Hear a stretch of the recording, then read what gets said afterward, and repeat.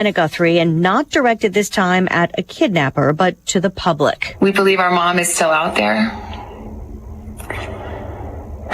We need your help. This as the family enters a second week of what she calls this nightmare. So I'm coming on just to ask you, not just for your prayers, but no matter where you are, even if you're far from Tucson, if you see anything, if you hear anything, if there's anything at all that seems strange to you, that you report to law enforcement. She says they're at an hour of desperation and need the public's help. Today is believed to be the second of two deadlines in a suspected ransom note. A previous video from Guthrie and her two siblings over the weekend directed at the kidnapper said they would pay and had, quote, received your message. A multi-agency investigation continues into the abduction of 84-year-old Nancy Guthrie from her Arizona home 9 days ago.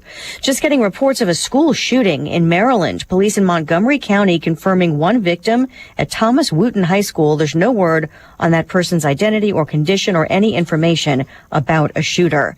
Police in Britain are investigating claims that the former Prince Andrew sent confidential information to Jeffrey Epstein. Andrew Mountbatten Windsor, who was stripped of his titles by King Charles last year, used to act as a trade envoy for the United Kingdom. But there are claims he shared confidential reports with Jeffrey Epstein.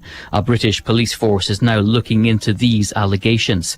The King's brother maintained contact with the financier after Epstein was convicted of a child sex offence in 2008. Fox's Jonathan Savage, the former UK ambassador to the US, also facing claims about information given to Epstein. Stocks finish higher, the Dow up 20 points to another record.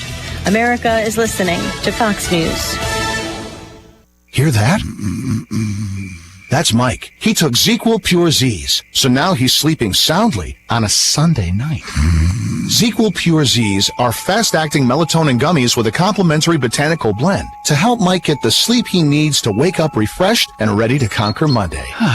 Let's do this Monday. ZQL Pure Z's, just for sleep. Really great sleep. These statements have not been evaluated by the Food and Drug Administration. These products are not intended to diagnose, treat, cure, or prevent any disease. Use as directed. As a mom, comforting my family is what I do best. Vicks Vapor Stick provides soothing, non-medicated Vicks Vapors in an easy-to-apply stick, and it dries fast, so there's no mess. I use it to comfort myself and my family. Thanks, Mom. Vicks Vapo Stick, soothing comfort for the whole family. And try Vicks Vapo Shower Max for steamy Vicks Vapors when you need more comfort for yourself. Use as directed.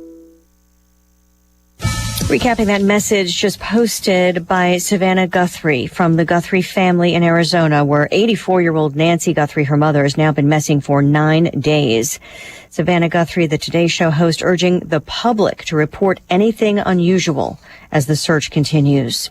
A man could face life in prison after a series of car chases in Wisconsin, including one involving a stolen police cruiser. 26-year-old Giante Dixon, who had an open warrant, fled police last week in Oak Creek, Wisconsin. A couple of hours later, police confronted him in Brown Deer, Wisconsin. He took off. A few hours after that, in Wauwatosa, Wisconsin, officers spotted Dixon again. He does everything possible to avoid apprehension. Prosecutor Corain O'Byrne saying cops gave chase to neighboring Waukesha County and boxed Dixon's van in that he jumped out and climbed into a nearby squad car, crashed into other cruisers, and kept the chase alive before later being captured. Dixon faces more than 80 years in prison if convicted of all the charges against him. Fox's Jeff Manasso. A potential fire hazard leads to a new recall for BMW. Nearly 90,000 vehicles from the German auto giant are at risk of catching fire from overheating engine starters. That from the National Highway Traffic Safety Administration. The company reported the overheating can happen from the engine starter wearing internally. NHTSA says dealers will replace the faulty part free of charge, and letters to impacted owners are expected to be mailed by March 24th. BMW recalled 200,000 vehicles last fall for a similar issue, bringing the total number of affected vehicles to more than 341,000. The agency reports the recall covers certain Toyota Supra models. CJ Papa, Fox News. Recapping stocks, the Dow with a new record close up 20 points. The S&P also finishing in the green. The NASDAQ up more than 200. I'm Lisa Brady, Fox News. The Drive with Curtis Allen and Evan Stone on ESPN 93.5. Checks in as the back helps protect. May has to escape and he brought down for the sack. Derek Hall. 3rd and 15. Pressure comes deep that time. And it gets there in the sack. So the secondary's been in the backfield multiple times. That's Witherspoon again. This time he got his man. Here is May again. Pressure back to him, and he's brought down. Riley Mills fought through the offensive lineman, and the rookie out of Notre Dame has a sack in the Super Bowl. Through what is one of the worst performances ever by an offense in a Super Bowl. Can they change it? May in trouble. Cannot. Sack back at the 25-yard line. He's still here. It's 3rd and 5. May trying to step up. He lost the football. It's free in Seattle. Has recovered. Byron Murphy falls on the football. Derek Hall knocked it out. The game's first turnover belongs to this incredibly talented Seattle defense. George Holani's the running back. Fake to him. Darnold to the end zone. Barner's got a touchdown. Step up and shoot one downfield. It's intercepted. Dylan Vise throw in the middle. Julian Love has it. Love 50. Love 40 and out of bounds at the 36-yard line. And they bring up pressure as well. And May get a knockdown as Witherspoon came under pressure. And Uchenna Nwosu is going the distance for a touchdown. Go celebrate with him now. Oh, yeah, definitely. I'm going to have a drink or 2 or maybe 3. Who knows? Hey, thank y'all so much for y'all time. Time to go celebrate with my guys. That is Super Bowl 60 in a nutshell, my friend. Whew. ESPN Radio 93.5. It is The Drive. I'm Curtis Allen. That is Evan Stone. Those highlights courtesy of NBC. And, you heard Devin Witherspoon's name more than once last night. He hit Drake May more than any other defender on Seattle's defense, and they hit Drake May a lot last night. It was an absolute beatdown of the Patriots by the Seahawks. Our guy, Devin Witherspoon from the Illini, 4 tackles, 1 sack. He even had a downed punt as well, which got lost in the shuffle with all the hitting and tackling that was going on. 29-13, the final. You heard Mike Tirico say, Evan, that it was one of the worst offensive performances in history. And, I mean, when it's all said and done, there's not much that changed that for Drake May. He threw for 295, 2 touchdowns, 2 picks. He had the fumble. He was sacked 6 times and lost 43 yards in the process as well. You can't put all of it on Drake May. Not a great performance by the Patriots' offensive line. But, man, if ever there was a defense that Seattle's had that could be compared to the Legion of Boom from 2012, I think they've got it right now. Yeah, I mean, that was a dominant performance. I am trying to take a moment today. So what you just said, if you had a defense that you could compare to the Legion of Boom, this for sure would be it. I'm trying to take a moment, though, and think about that game. How much of that was Seattle's defense?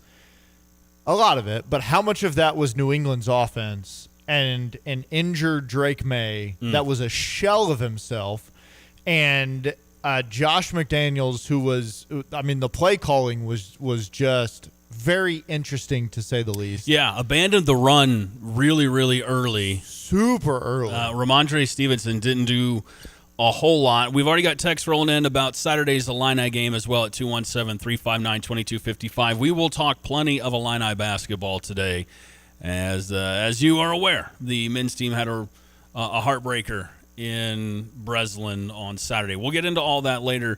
But starting the show talking Super Bowl, Drake May goes 27 for 43, 295. On the flip side of that, Sam Darnold, a pretty pedestrian day, but a Super Bowl champion after 5 teams. He goes 19 for 38 for 202 and a touchdown, and that touchdown came very late in the game.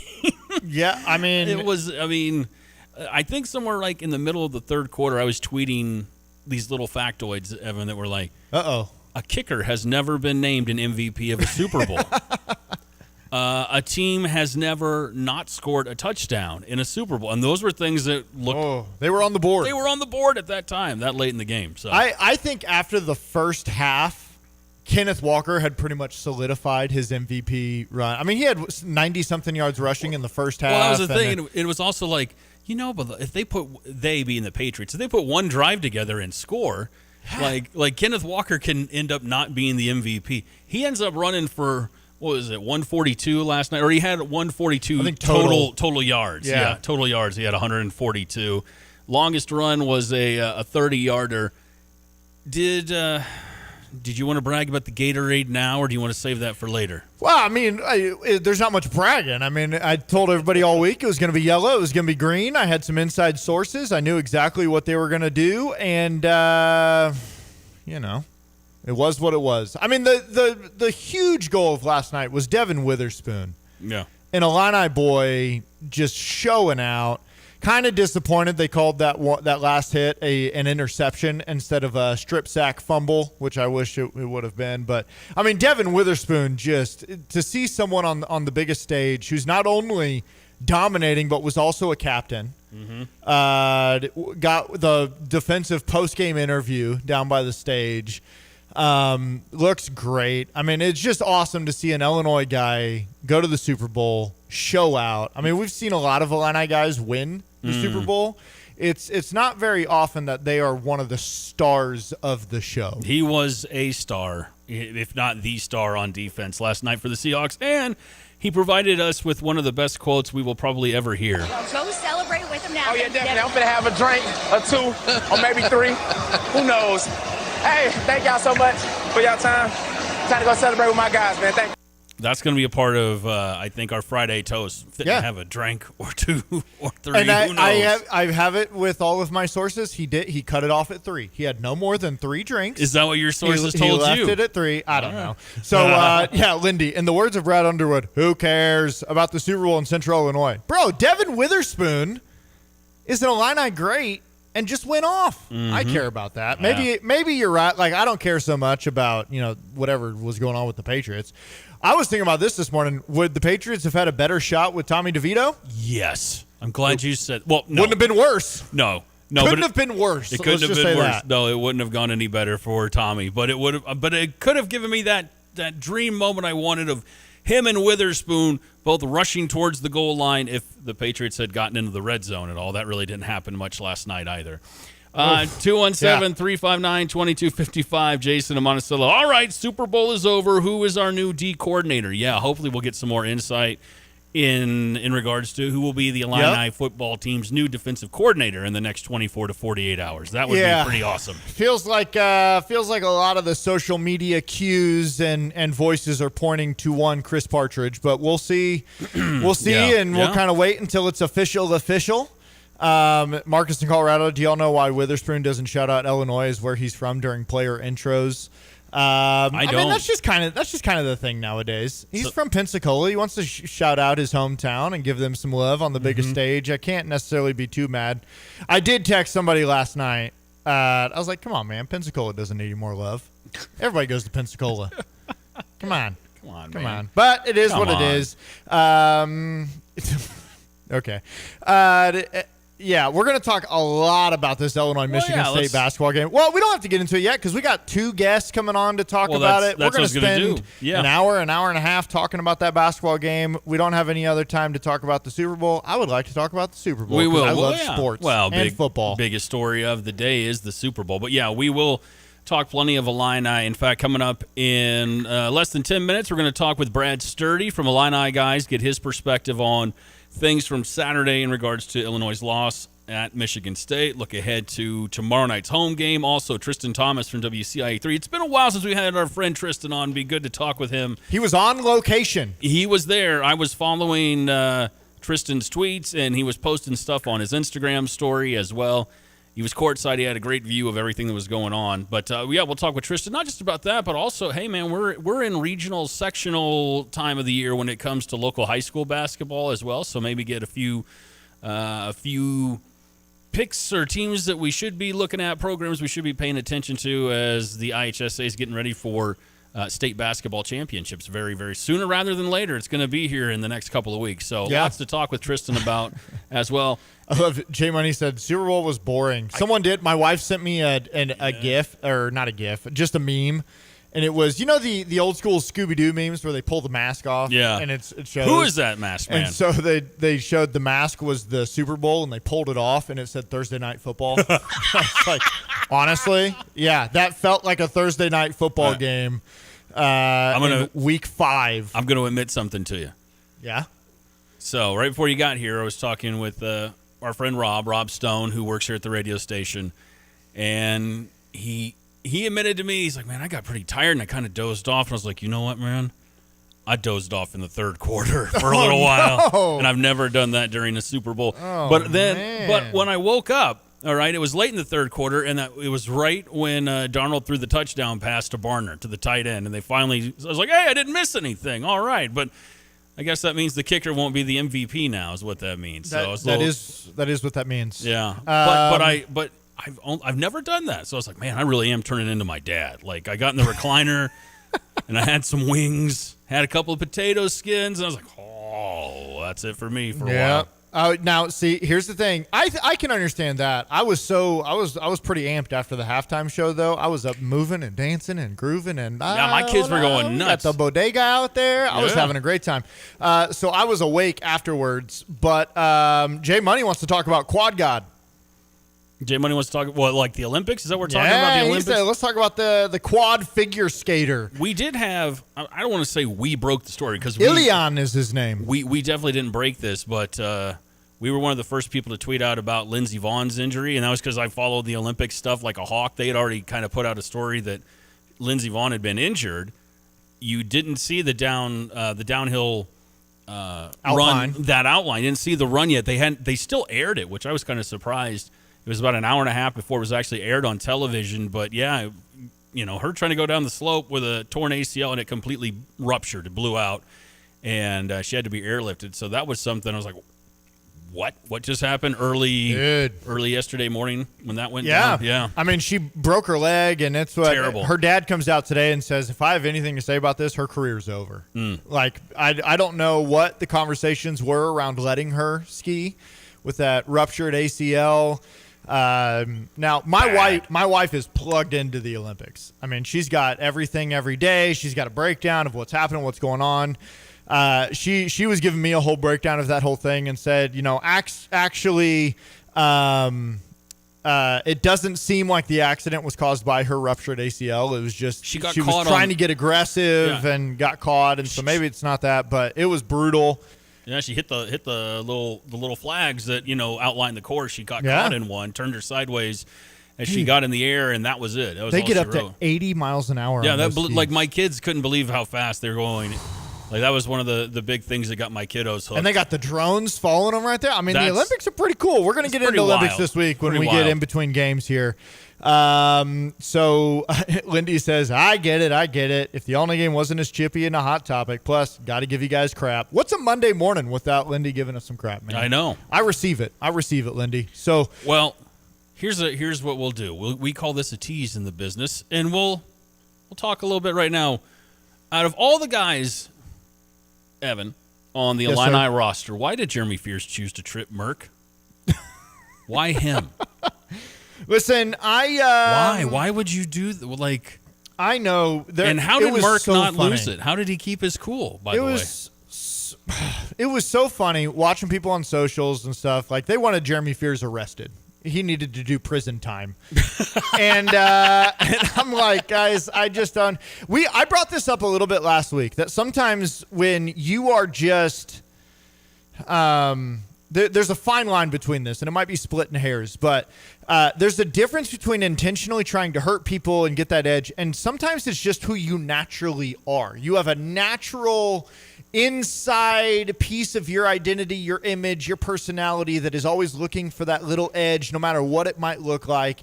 And I think that's what Fears struggles with is I don't think, he sees Merck running down the floor right there, and he's like, I'm going to trip him, and sticks his foot out.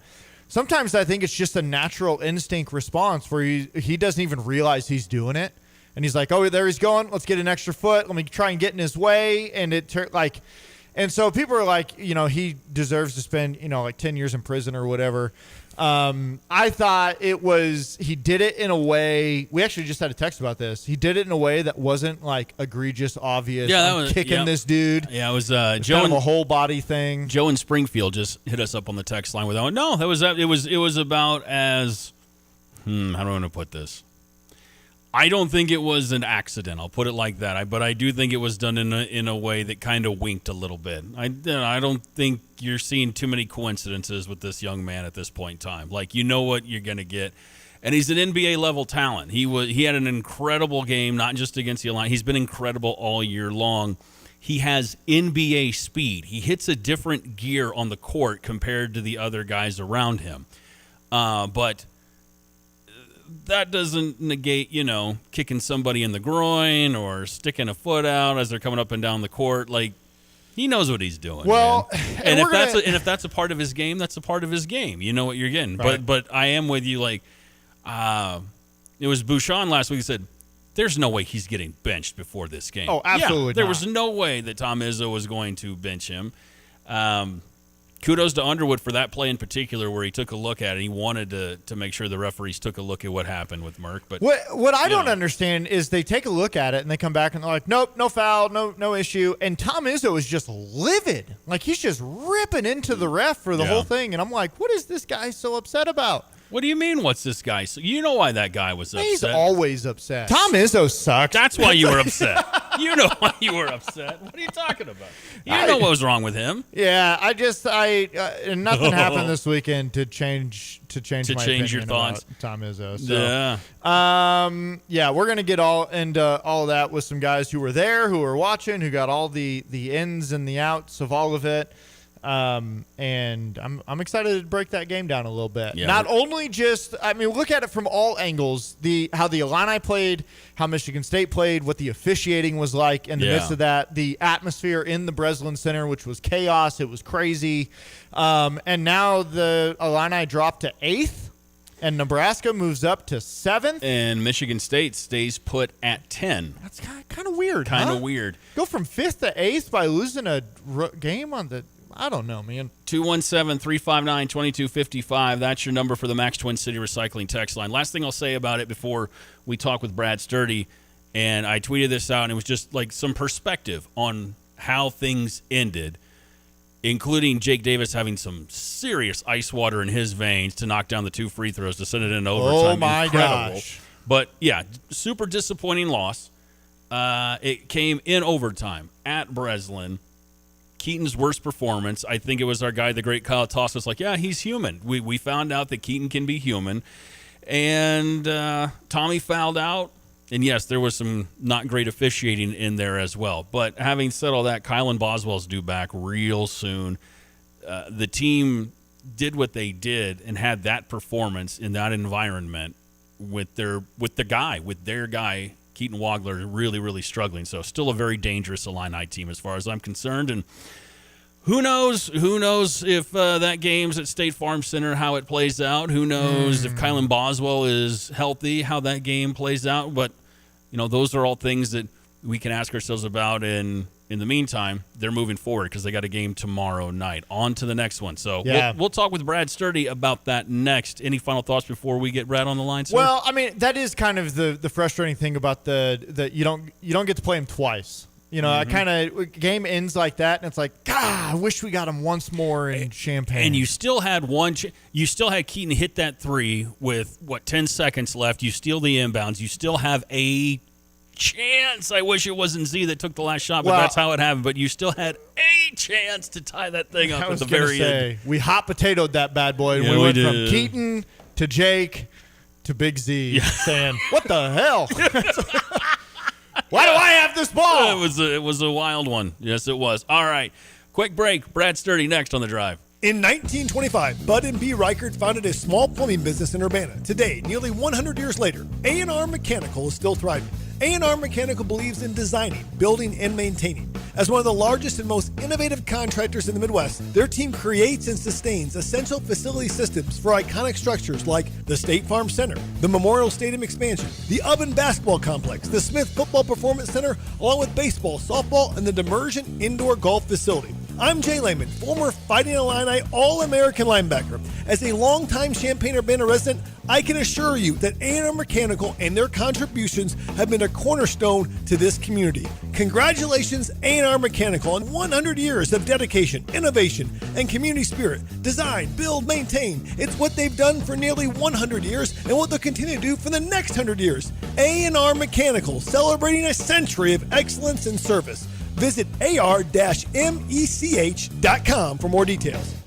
I'm very honored to have Brittany Algie in my studio. She's advanced practice registered nurse specializing in behavioral health at OSF Healthcare Sacred Heart in Urbana. Now has several options for inpatient, outpatient behavioral health, offering medication management and therapy to treat depression, anxiety, bipolar, schizophrenia, PTSD, and more. Isn't it? You have to kind of agree you kind of need to talk to somebody? Absolutely. How do you get to that? Being honest and doing a self-check-in about how you feel. Checking in with your emotions, seeing like, am I okay? Because a lot of times we're highly functioning, feeling depressed, we're feeling overwhelmed, and we don't take a minute to just pause and actually see how we're feeling. But so stigma, Brittany, and you don't want to talk to somebody because then they'll think you're crazy. Well, there's no such thing as crazy. So there's nothing wrong with asking for help because life is always going to be challenging. There's always going to be stressors that come along. So we commend you and Thank you. Somebody who loves what they do. So I'm going to give out your number. Behavioral Health Professionals, OSF Healthcare, Sacred Heart, Urbana, 217-337-4310. When time matters, proximity counts. Fly Champaign-Urbana and start your trip on schedule. American Airlines connects you through Dallas and Chicago, linking you to business centers across the U.S. and beyond with connections to over 200 destinations. Be efficient, be connected, be home sooner. Fly Champaign-Urbana Willard Airport. Local convenience, global reach. Jesse with Lands Drain Cleaning and Underground Solutions. Hey, do you have sewer blockages, problems? Are your toilets gurgling? Why deal with the headache? Call Lands Drain Cleaning and Underground Solutions today. We can come out and clean your line, camera it, show you what the problem is, and then we have an expert underground team that can make those repairs. 217-355-5512. We are here for you when you need us. Lands Drain Cleaning and Underground Solutions. Why call anyone else? It seems like the cost of everything is on the rise, but Erie Insurance can help make sure your auto insurance premium isn't one of them. Avoid rate increases with Erie Rate Lock. Even if you have a claim, your rates won't go up until you change your car, driver, or address. Your Erie agent in Champaign is Thomas & Ellers Insurance. Erie Rate Lock is not available in all states. Other conditions and limitations at erieinsurance.com. Go to erieinsurance.com for company licensure and product details. Want unbeatable prices on your next furniture purchase, but also seeking that local hometown feel? Look no further than Kelsey Furniture in Tuscola. Customers rave about their friendly, established staff, as well as their great selection, amazing prices, and second-to-none delivery service. They're a third-generation local business, and they've always got your best interests at heart. Find the look you love for less. Open 9 to 5 Monday through Saturday, but always available online at kelseyfurniture.com. That's kelseyfurniture.com. The Drive with Curtis Allen and Evan Stone on ESPN 93.5. My poor mom, who's listening, hi Mom, we're having lunch tomorrow. A mother is a son's first true love. So, she has this vision of me, like my car breaking down between here and like Sodoris, and me just sitting in the cold in the middle of the night. Winter is coming. Freezing. I'm like, Mom, there's a cell phone. I can literally call one of 5,000 people. It's cold outside. We'll be fine. Yeah. Speaking of the older generation, mustard on pork chops, yes or no? No. Yeah, what the heck? Mustard? I didn't say No, on it. I said you on the were side. about it. On the No. side? But have you ever considered learning how to lie every now and then? No. No, this is what I said. BS. Listen, And lies won't help us in this fight. we're going to fight right now. The dump button doesn't work. The dump button doesn't This work. is why we hug after the show. That's why we hug after the show.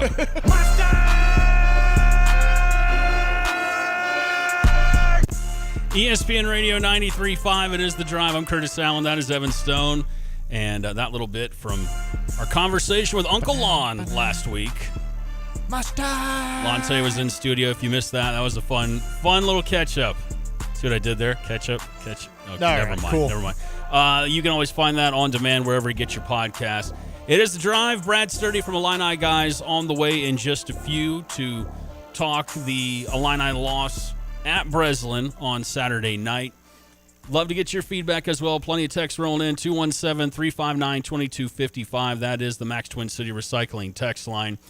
Wade has chimed in, Big Def, Steve Fiskus. We're going to get to everybody's text. In fact, Steve, he mentioned one of our upcoming guests, Tristan Thomas. He says, if you watch Tristan's baseline view of the Fears trip, talking about Fears tripping Merck, you can see Fears take a millisecond peek at the trail official after Merck goes down. Clear as day indicator. That is from Steve on the text line.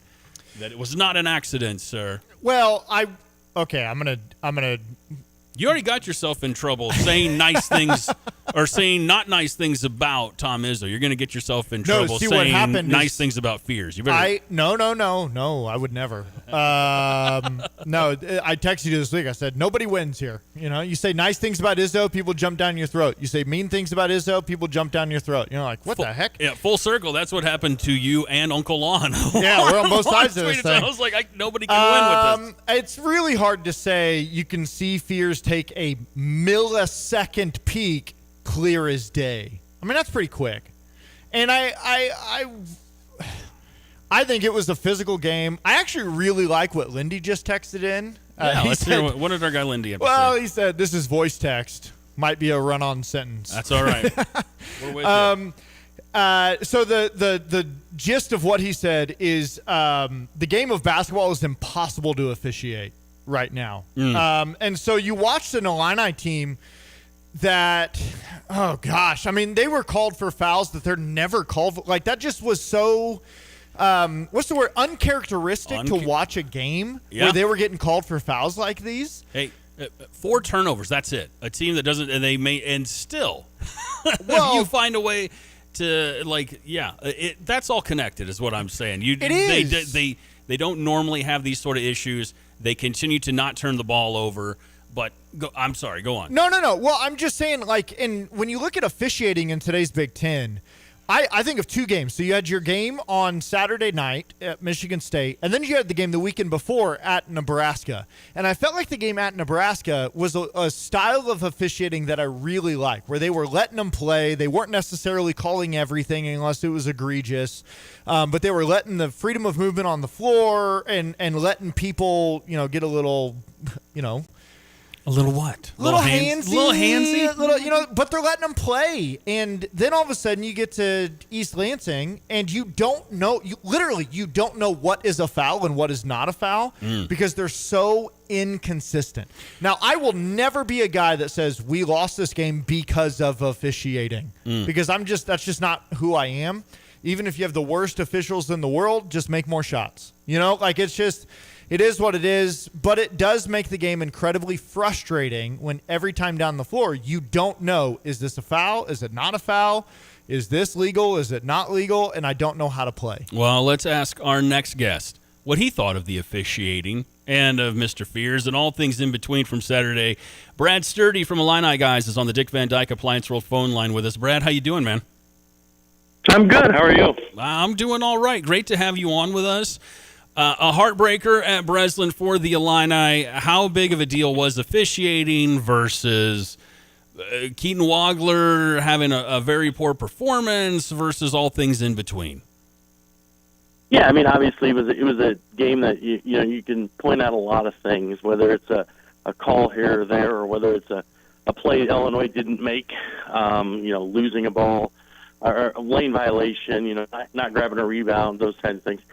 So do I think that Michigan State probably got the benefit of a whistle, and I thought Fears did trip the guy intentionally? Yes, Merkovich intentionally. But at the same time, no, I think we're having some signal problems there, Brad. The mistakes they made that they're lamenting the mistakes they made that may have hurt them. Yeah, I mean, so you look at. The what do they call it? The laws of averages were going to come back. So Keaton's shooting 1,000,000%, and then all of a sudden he's got a game where he goes 2 for 17 or whatever it was. And so you see some of that. You can spend a lot of time, trip, physical, bad calls, whatever. At the end of the day, you got out rebounded. You kept letting Fears get to the spot that he wanted to get to on the floor. and you didn't make the shots that you typically make, but you still scored 80 points. So, I mean, there's a lot of good things that I think came out of that game, and like Brad said today, you just on to the next one. So how does this team bounce back from this? Nope, Brad, are you still with us? Yeah. Yeah. So how do you see the Illini bouncing back from this one? Well, I think they look at it and say, "Hey, that was a game we could have won had we just executed and played well." If Wagler doesn't have the worst game of the season for him, then they win the game. So I think they look at it as a positive. You're on the road at number 10 Michigan State, and you lose in overtime, despite the fact that all the mistakes you made, and didn't probably get some breaks here and there from the officials. And Keaton Wagler has a rough game. So when you put all that together, it's probably more of a positive. Say, hey, we played our bad game. We still had a chance to win. Now we have some games that we should win coming up where, we've got that out of the way. Now we just go compete each every play and, shore up the rebounding, do a little better job of, knocking out some shots and not making the mental mistakes. So I think it could be a positive. I think it's one of those games you never want to lose, but at the same time, that was a tough game. We knew that going in, and they just need to take care of business against Wisconsin and Indiana here before they head west. ESPN Radio 93.5, it is The Drive. I'm Curtis. Brad Sturdy from Illini Guys on the Dick Van Dyke Appliance World phone line with us. Brad, there are times when I'm watching this Illini team when they have those poor three-point shooting performances, and I start yelling at the TV like a rational person would to go to the rim. I was feeling that way on Saturday. Was I alone in that feeling, or it just seemed like you've got a nice little lead here at 1 point, 9 points. You're in the bonus. Let's I know it's a three-point shooting team, but let's get to the rim a little bit. Am I alone in that, or? No, I thought you're exactly right. One of the things I wrote about after the game was the shot selection when they got up in the lead. It wasn't just like taking threes. It was a lot of their twos were early in the shot clock, tough twos. The things that they don't want to do. Their shot chart was a little bit odd for them in this game. So, or a quick three. Even when they got an offensive rebound a couple times, it was like, boom, quick three right away. And it wasn't like wide open. It was like contested. And I thought their shot selection was bad. I do think that they got a little frustrated trying to go to the rim because they felt like, I think Wagler and Merkovich both felt like they had gotten to the rim and maybe didn't get those calls that they normally get, inside. And so I think that the tendency then is to, go back to that safety net of just chucking threes, right? And I think that's what happens. But yeah, I was with you. If that makes you feel any better, I was with you. Yes. But the other thing is what Michigan State does a better job of maybe than other teams. Although Illinois did have 15 offensive rebounds, Michigan State does a better job rebounding and not allowing them to get all those easy baskets and second chance points that maybe some of the other teams have done. So that did kind of maybe slow down the Illinois offense more than anyone else has this season, although it was still a really good performance against that defense. Yeah, we hear Brad in an interview today says, Kylan's back out practicing. Don't think we'll see him tomorrow, but he's at least back out on the court. Hindsight is always so easy. Okay, what could have been? How do you think Kylan's presence would have helped in that game on Saturday? Because I really did feel that was the first time where we're all watching thinking, we could really use Boswell right now. Brad? Yeah, I can't hear that question. I'm sorry, I can't hear him. Maybe you can't hear my mic. Can you hear me at all, Brad? Are you able to hear Evan? No, I can hear you. Hey, but I can't hear him. Curtis, why don't you just talk to him for a little bit here? How about now? Can you hear me now?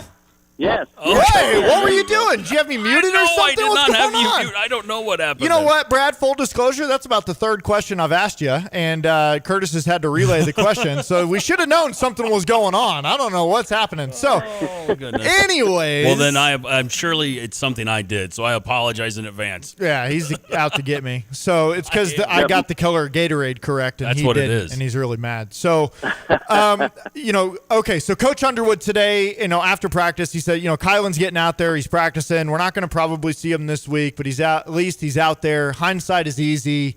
I felt like Saturday night was the first time since he's been out that I'm watching. I'm thinking, boy, we could really use Kylan here. What would he have been to the team on Saturday night? How would he have helped?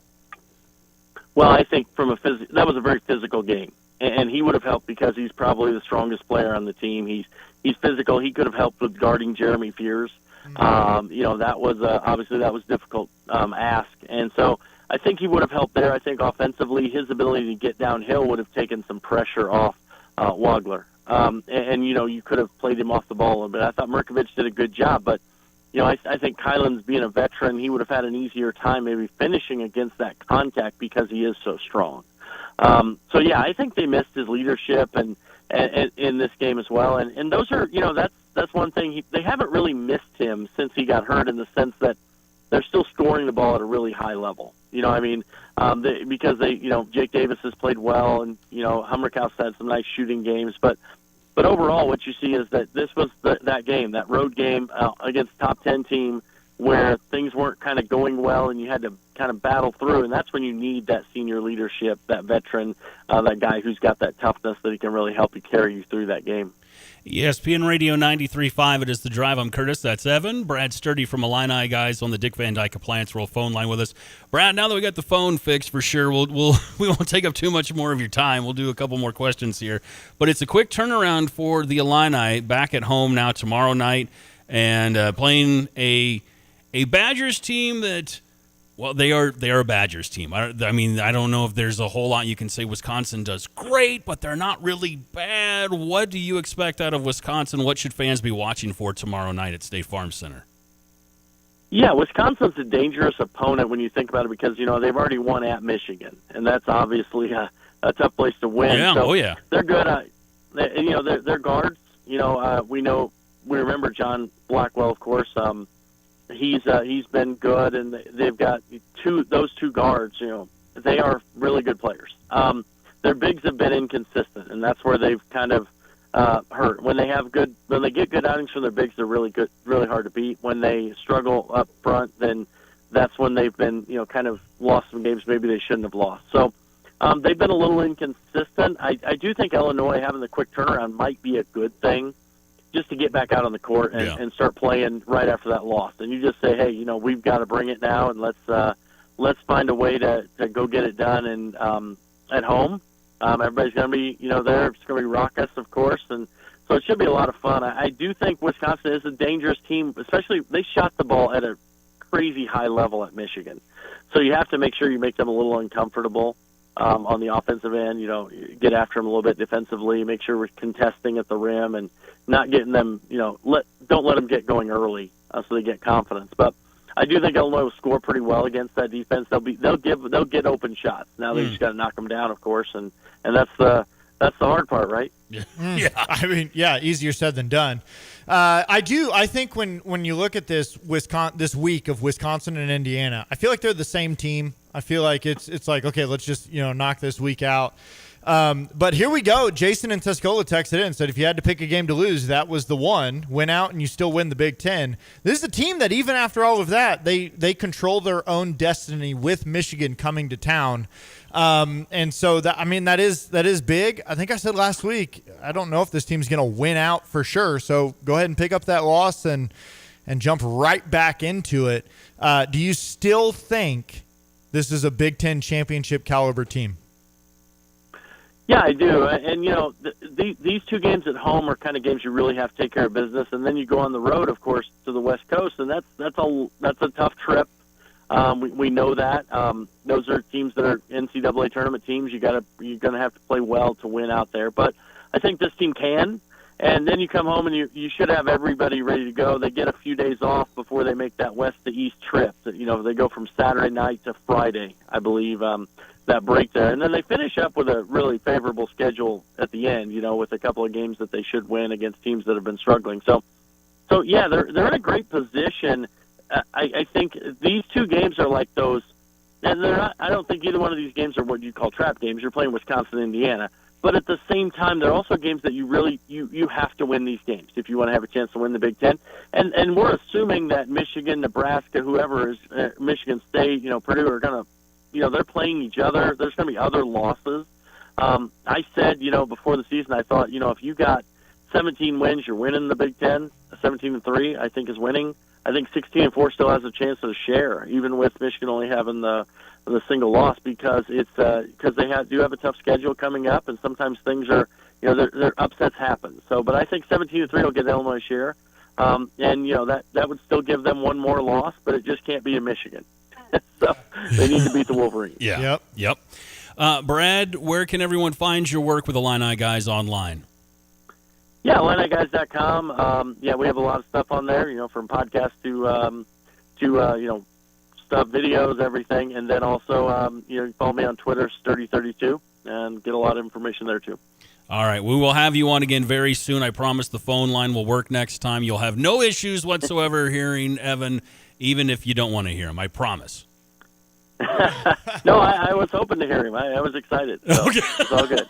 Well, I'm just here to fulfill dreams. It's like a Make-A-Wish situation over here. So whatever. All right, Brad. Thank you so much, man. We appreciate you. All right. Hey, thanks, guys. Appreciate it. That is Brad Sturdy from Illini Guys on the Dick Van Dyke Appliance World phone line. Text rolling in, 217-359-2255. Shout out to, I think it's Keith. Was it Keith in Monticello? Says, yes, Keith said he's going to steal my line from now on. When my wife gets annoyed with me for yelling at the TV, I'm going to say, it's what a rational person would do. Yes, that's exactly right. That's it. It's okay. That's it. You know, that's what we do. We stuff those real emotions down real deep, okay? We don't talk about them, and then we wait for our favorite sport team to not play so good. Then we let them out at the television. Then we wait for a group of 18 to 20-year-old kids. We wait for, young men and women who are college athletes to really determine how we feel. That's what we do. And then you end up saying things like this. Tom Izzo sucks. Oh, well, he's a man. He's a grown man. I can say that about him. You can say that about Tom Izzo. Yeah. That's fine. Go ahead. Yeah. 217-359-2255. Our guy Anonymous Randy on the text line. Did you happen to see the end of Wisconsin and Indiana? I didn't see the end of that game. He says the Badgers got hosed. I heard about it. Not to use a Mark Trestman line, I heard about some of that, but I didn't see any of that, but I heard about some of that. So, did you happen to catch the end of Indiana, I did. Wisconsin? There were two major calls. I thought one of them was, okay, that one's fine. There was a block charge call at the end of the game that got him some free throw, or got the ball switched over to Indiana so then they could, win the game. I thought that one was probably initially wrong, and then as I saw the replay, looked like the right call. Yeah. But then the other one, boy. Yeah. Nice to be home. That's basically what it was. If ever there were a phrase to describe sports, sometimes it's just nice to be home. Sometimes it's nice to be home. 217-359-2255. Wade says, did you see Fears grab Merck's arm and shoulder and yank him down to the floor while he was going for the basket? No foul called. Was that when Merck was kind of, I don't want to say airborne, but he was up a little bit, right? Was it on a rebound, or am I misremembering? No, there was a few times where he drove to the hole and he was giving guys piggyback rides all the way to the glass, and he couldn't buy a foul, at the end, especially in overtime. And it did feel like Fears every single time that he drove in. This is what I want to learn. Okay, we like to learn here. We need to have a college basketball official on the show. Mm-hmm. You're straight up, right? Yeah. And a guy jumps into you. How is that a foul? How is it over the back call or something like that? But then also, okay, I'm straight up. My arms are straight up. A guy jumps into me, and naturally, as he drop kicks me in the stomach, it drops my arms a little bit. And then I'm a foul because I'm not straight up. Where is the give and take of hey, that's just basketball, I don't need to call anything, or hey, that is a foul, or an offensive foul? What? I just feel like there was lots of times where Tommy on the last one, he's trying to get around. Bogus. You beat me to the punch. That's he's trying to get around the other big, and Jeremy Fears jumps into him as he's just standing there. Tommy was straight. If there was, I know everyone was focused on Fears and Merck. But, man, on that last foul on Tommy when he fouled out of the game, that was the one where I went, you've really got to be kidding me. If ever there is a ticky-tack, lame foul, just a weak call, that was it. That was a weak one for me. That took the cake. 217-359-2255. We'll get to plenty of your texts. Love to get your feedback. What are you feeling right now? Coming off of a tough loss for the Illini. 12-game winning streak snapped. They hadn't lost since mid-December. Quick turnaround, like we said. And I do agree with Brad Sturdy, who we just talked with, that I think it's a good thing that it's a quick turnaround. You don't have to dwell on this when you get back on the court. Get that taste out of your mouth. And take on Wisconsin tomorrow night. So we'll keep talking Illini hoops with you next on The Drive. The great loud venues in college basketball. Don't miss your chance to cheer on Fighting Illini basketball this season. This place is an absolute powder. It is. Talk about tough buildings, right? We need all of Illini Nation to help us defend State Farm Center. Boswell left hand and one. Great seat locations are still available for you to see Illinois basketball live this season. Get your tickets today at fightingillini.com. Former Illini Terrence Shannon Jr. of the Minnesota Timberwolves about Ben Quattrone from Sarah Champagne. What kind of friend has he been? Unbelievable. Ever since I came to this dealership, me and Ben had interactions. He's been a great person this whole time. It still is. I always would recommend him to anybody about a car or anything. He's always going to be there for you no matter what. He always be behind you. He's just a great person. Visit sarahchampagne.com. That's SERRA champagne.com. Let your local Farmers Insurance agent Michael Rumsey put his experience to work for you. Michael Rumsey proudly serves Champaign County families and businesses and is ready to review your existing policies or provide a no-obligation quote today. Call Michael Rumsey at 217-363-3030 to get smarter about your insurance. Again, that's Michael Rumsey at 217-363-3030. We know a thing or two because we've seen a thing or two. We are farmers. Bum, bum, bum, bum, bum, bum. Underwritten by Farmers Truck Fire Insurance Exchanges and Affiliates. Products not available in every state. 328-2424. Tatman's Towing. 24 hours every day. Tatman's Towing. 328-2424. Tatman's Towing. 328-2424. Tatman's Towing. 24 hours every day. 328-2424. We have pull and we're hooked on you. Tatman's Towing. When sewer or septic trouble hits, visit Berg Sewer and Septic. Family-owned and proudly serving Central Illinois, Berg specializes in sewer repair, septic service, water line repairs, sump pumps, and drainage solutions. They don't upsell.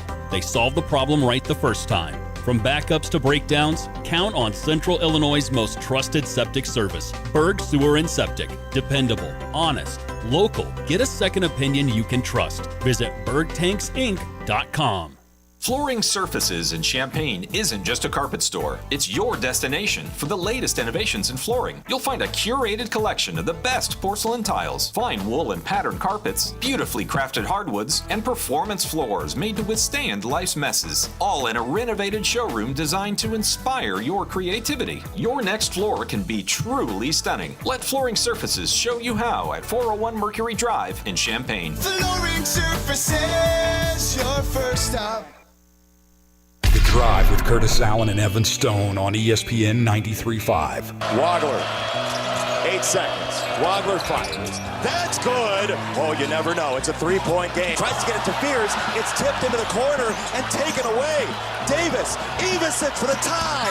No! Michigan State somehow. High-level college basketball game. Two really good teams. About what I expected it to be with, a team that had lost twice, and they play great. So my hat's off to Tom. They always do that. I thought the game was a lot of little things for us, things that we haven't been doing, just little things that add up over the course of a night.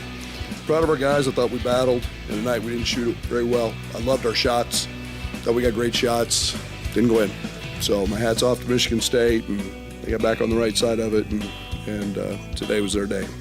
ESPN Radio 93.5, it is The Drive. Those highlights courtesy of Fox, and that was Fighting Illini head coach Brad Underwood in the postgame presser Saturday night.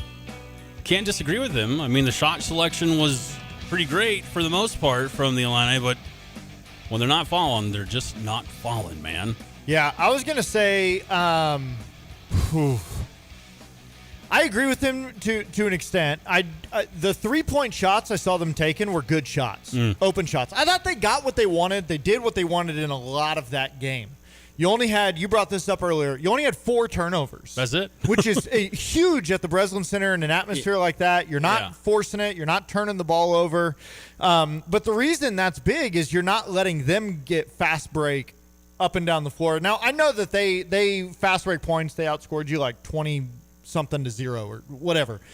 But it wasn't fast breaks out of like messed up turnovers. It's usually off long rebounds or whatever. You kept Cohen Carr from getting out and running. Now, he did have the one of the best alley-oop. I mean, that thing's going to live dunks. Forever. And gosh, that was awesome. What sucks about that is it was against the Illini, but the alley-oop dunk from Fears to Cohen will live forever. Oh, my gosh, that was incredible. Play of the year type stuff, which, okay, fine. I mean, that was one that, like, I'm watching on my couch, and I got up. I was like, whoa! Well, that was awesome. If you would have told me on Friday, Evan, like, hey, man, the Illini are going to go into Breslin, and they're only going to turn the ball over 4 times, I would be like, okay, well, then they're coming out of there with a W.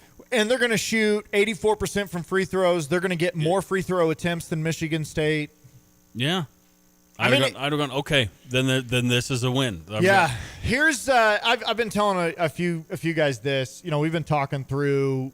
You talk about the laws of averages. You knew Keaton at some point was going to have a game that kind of brought everything back to the norm.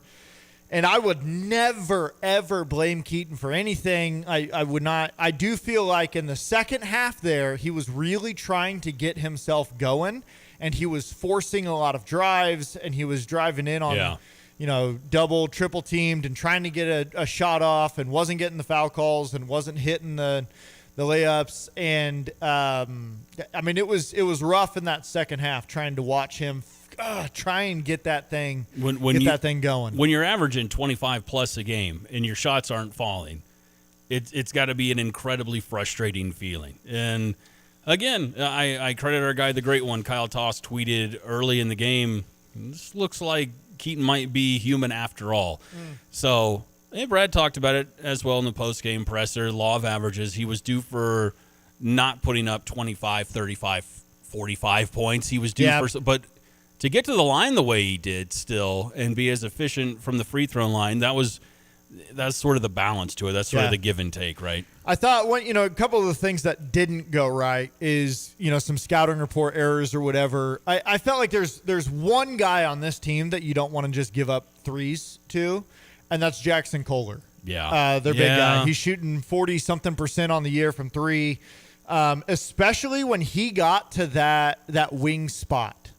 When he got in that, not the corner, not the top of the arch, but right there in the wing, you felt like he was going to hit it.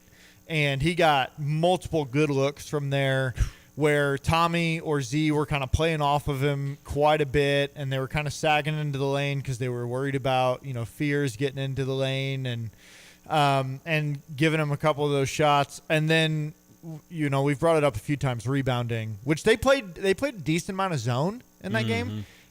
And it's hard, especially against a great rebounding team. It's hard to rebound well out of a zone. Well, when it was all said and done, they being the Illini, were out-rebounded by Michigan State by 10. I think overall it ended up being 48-38 on the boards. Yeah. And early, and by early I mean in the first half, it felt like Michigan State was dominating the offensive glass. When it's all said and done, they each had 15 offensive boards apiece. But, yeah, I mean, you give up 10 boards, that's going to be a big difference in the game as well. 217-359-2255. Real quick, we got about a minute to news. I want to get to this one from Chad on the text line. He said, I had an issue with the constant moving screens and hooking not being called all game of our big guys from being able to get to Fears. I knew after the first 5 minutes when the refs were allowing that to happen, we weren't going to win. Those were blatant with an angry emoji. Man. I felt the same thing in Lincoln. It's Nebraska. Yeah. I mean, those moving screens or whatever. I will say we probably got one back at the end of the game, or maybe it was even overtime when Jake Davis decided to just lower the shoulder. Lower the boom, baby. Like he was playing middle line, but like he was Devin Witherspoon or something out there. He got him good. But, yeah, I do think, and Big Dev texted too, college basketball officiating in general is still in a lot of growing pains and stuff. Some of that block charge, continuation. But what is an illegal screen? What's not an illegal screen? What we're going to call, what we're not going to call? Is someone moving? Is someone sticking a leg out? It seems like we've gotten more into screens with hands. Yeah. The Illini do the hand screens where they kind of give them a little push, and every now and again you'll see Andre run up and give a what do they call it? A slip screen where he taps the guy and then runs right past him. Goes up. It goes to his other foot. And yep. There's a lot of screening that back in my day when I played basketball, we weren't doing it like that. Time for news. We are at an hour of desperation,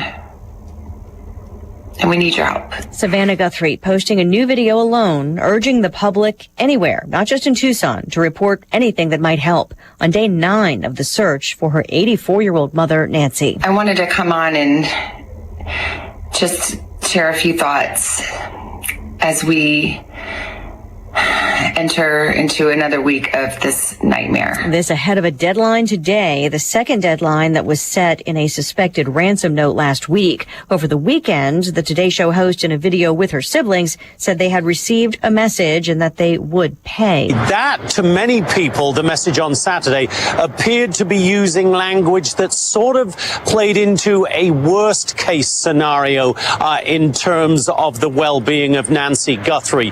This seemed to talk more very much not a best case scenario, that is obviously getting back, but a not so bad case scenario in that she said, we believe our mother is hearing these prayers. We believe our mother is out there. Fox's Jonathan Hunt in Tucson, where the FBI and Sheriff's Department are leading an ongoing investigation. One student hospitalized, another in custody after a school shooting in Maryland. Rockville police responding to Wooten High School this afternoon. The school was put on lockdown and a reunification center established as worried parents lined up in their cars waiting outside the school to pick up their kids. Again, you would think that this neighborhood wouldn't have problems like this, but there's been numerous incidents and I'm not really sure how they've been handled. I don't have a good understanding. That mother told Fox 5 DC there'd been incidents involving racist vandalism, swastikas drawn at the school, and a previous bomb threat. Jessica Rosenthal there. America's listening to Fox News.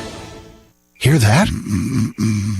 That's Mike. He took ZQL Pure Z's, so now he's sleeping soundly on a Sunday night. ZQL Pure Z's are fast-acting melatonin gummies with a complementary botanical blend to help Mike get the sleep he needs to wake up refreshed and ready to conquer Monday. Let's do this Monday. ZQL Pure Z's, just for sleep. Really great sleep. These statements have not been evaluated by the Food and Drug Administration. These products are not intended to diagnose, treat, cure, or prevent any disease. Use as directed. As a mom, comforting my family is what I do best. Vicks Vapor Stick provides soothing, non-medicated Vicks vapors in an easy-to-apply stick, and it dries fast, so there's no mess. I use it to comfort myself and my family. Thanks, Mom. Vicks Vapo Stick, soothing comfort for the whole family. And try Vicks Vapo Shower Max for steamy Vicks Vapors when you need more comfort for yourself. Use as directed. The clock's ticking on Capitol Hill to avoid a partial government shutdown over Homeland Security funding. Here we go again. Congress only has until the end of the day on Friday to figure out some sort of a deal here when it comes to this DHS funding. And that's really starting to look like more and more of a long shot at this point because Democrats are digging in on their demands that ICE either be reformed or defunded. Fox's Bill Belusian at the Capitol. Democrats proposing a 10-point list of reforms. I expect that the Trump administration, with the full backing of congressional Republicans, will continue to resist any effort to make it harder for law enforcement to detain and deport dangerous illegal aliens. Senate Majority Leader John Thune says he hopes Democrats will work with Republicans. Lawmakers hoping for answers, not getting them from convicted sex trafficker Ghislaine Maxwell during a virtual deposition with a House panel from a prison in Texas. Jeffrey Epstein's associate invoking the Fifth Amendment and not answering questions, frustrating House Oversight Committee Chairman James Comer. She had an opportunity today to answer questions that every American has.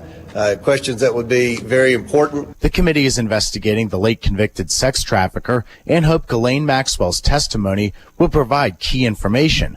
Bill and Hillary Clinton are scheduled to sit for a deposition at the end of the month, with Epstein's accountant scheduled to meet with the committee in March. Fox's Ryan Schmelz on Capitol Hill. The cause of death now confirmed for actress Catherine O'Hara. A death certificate issued today in California lists a pulmonary embolism as the immediate cause. That's when a blood clot blocks an artery in the lungs.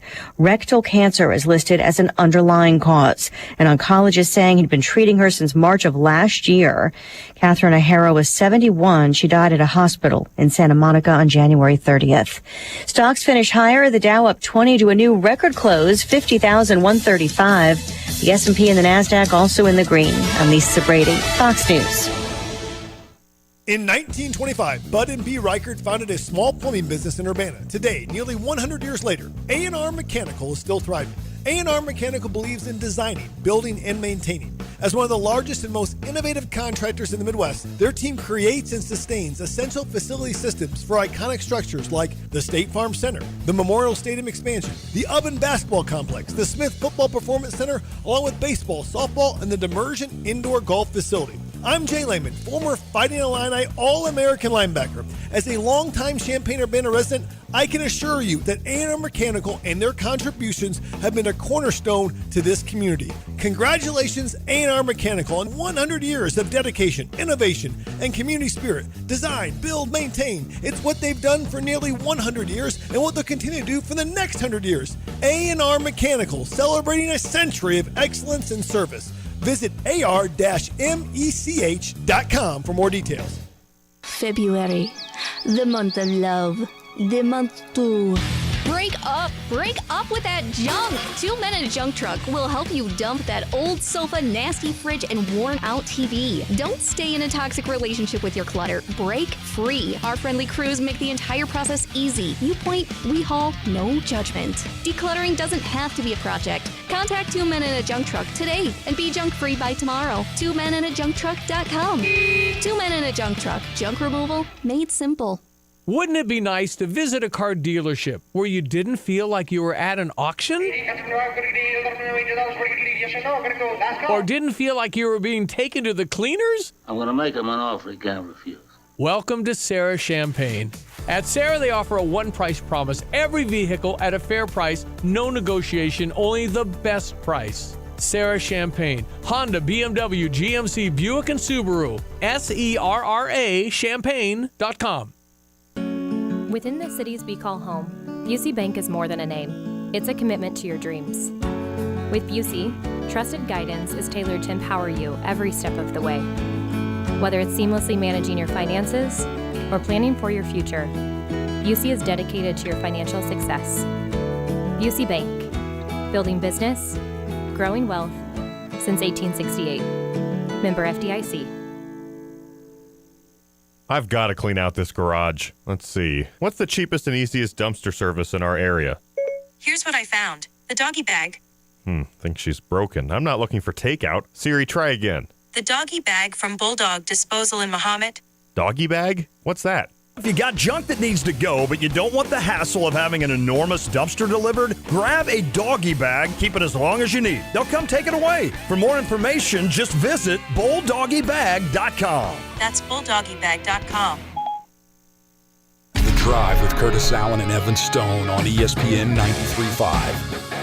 Hope you're having a great Monday. It is ESPN Radio 93.5. This is The Drive. I'm Curtis Allen. That's Evan Stone. Hey, here's something cool. It's going to be like 54 tomorrow, dude. Nuh-uh. Yeah. It's for real? It's like 40 and sunny right now, so all this stupid snow we've had for the last 4 or 5 weeks is finally going to go away. Extended forecast, not too bad. It's going to get people thinking and feeling baseball stuff, you know. Before you know it, we're gonna be talking a lot of baseball. Not today. I'm just letting you know this nicer weather we're going to have. When it gets in the 50s, nobody enjoys sunshine and a high of 45 or 50 like a Midwesterner that's been frozen for 4 months. I may wear shorts tomorrow, man. Hey, you know what? I'm not, but I respect the game. Got to get a little But maybe I won't wear shorts. They're pretty pale. I was like, I got to get a little sun on these legs first. Tristan Thomas from WCIA 3 is on the way in just a few. He's going to talk more Illini with us, coming off of the heartbreaker on Saturday night. Hey, real quick, I don't mean to keep bringing up heartbreaking losses, but State Farm Center was sold out yesterday for the women's game against USC, and a late run. But, man, that atmosphere was fun. I told you that my daughter got to go as a part of her Girl Scouts were doing a thing. And it was also National Women in Sports Day, National Girls and Women in Sports Day. All right. And Shauna Green talked to it was just an awesome atmosphere. And if you get the chance, I really encourage you to go support the women's team at State Farm Center before their season wraps up. But, no, it was a blast, man. Had an absolute blast. And my daughter did everything she could to get on the Jumbotron. She had a sign. Didn't get on there. They didn't do it? Didn't get on there, no. You know. I was like, I thought I bribed the right person. You know what I mean? Oh. It turns out I didn't. And I had trained her. I was like, listen, when you're going to get to meet Shauna, so when you do, make sure you remind her that she's talked to your dad on the radio, and maybe she'll know who I am. But that, anyways. Didn't help? No, it didn't help. That probably hurt. She was like, oh, yeah, I remember that. She's like, I'm not talking to that kid. Get them out of here. Get them. Security. You think, like, sometimes I take my kids to games, and I'm like, why would you not choose my child to put on there? Like, I have the cutest little girl possible, and she's got her little pigtails and her cheerleading outfit on, and she's so excited to be there, and they choose not to put her on the camera? And I'm just like, do you guys just hate kids? Wait, what's the deal, huh? Oh, my gosh. Why don't you? You know who always finds their way onto the camera? Mainly because they work in television, I think. I feel like they always find themselves behind the camera. And they're behind the camera. Yeah. And they're filming stuff like Jeremy Fears Jr. kicking Merck in the leg and tripping him. Yeah, I'm going to guess it's Tristan. That's our guy, Tristan Thomas from WCIA 3. He's on the Dick Van Dyke Appliance World phone line with us. Tristan, how you doing, man? Pretty good. Yeah, not the ideal outcome, of course, for the Illini out in East Lansing. But I'll tell you what, I was pretty impressed with the environment, the zone, the whole thing there. It was a big-time game. And, thinking back on the game, it's pretty wild that the Illini actually had a chance to tie it in overtime in the final seconds. But, hey, I think if you look at the 3 road games, at Michigan State, at Nebraska, at Purdue in recent games, you go 2 for 1 in that, or 2-1 in that, you would take it. So, not the end of the world, but yeah, moving on to another busy week here. Well, just before we move on, though, Tristan, we have received more than one text message about some of the video you had on your socials, and the view you had in particular of the non-foul on Fears against Merck. What was your perspective on all of that? The trip that set the internet on fire is what I'm calling it right now. Yeah, well, it's something. Glenn Kinley and I were there, and going into the game, we were obviously talking about it, and it's kind of a challenging thing as you're shooting the game to kind of, for me to think about. Like, I wasn't the type of person that's like, I'm gonna, the broadcast could, really lock in on Jeremy Fears and, watch everything he does as with the reputation he's earned. But honestly, when it happened, I didn't really see it. I saw that there was an inadvertent whistle, but as I was just kind of following the ball and trying to get the footage, I didn't really notice too much. But then, Glenn was like, "Hey, did you get this?" And eventually did, and had a little bit of a different angle than the broadcast there. The main one that I noticed, if we're on the Breslin whistle topic here, is, and this is also on my social media page, is so Illinois goes up 69-68. Right, in the final minute. I thought there was a travel on Kohler on that offensive rebound. A tough call there. I get it, 10 seconds left, kind of a bang-bang play. But he his pivot foot, it moved, and, then, of course, they get the 3, and then you go into overtime, so it's a bit of a wash. But, I don't think the officials fully decided that game. Were they a factor? Sure. There's the one Brad Underwood mentioned on Merck of his jersey getting pulled and no call in overtime. It is what it is on the road in the Big Ten. And I think Michigan State's a challenging team to officiate with how physical they play, and it's like you got to look for something every time. And I get the officials challenging with that, but at the end of the day, I think Illinois got out physical and overall as far as the rebounding. That's something they could control, and particularly on the offensive glass. And Sparty's a great rebounding team.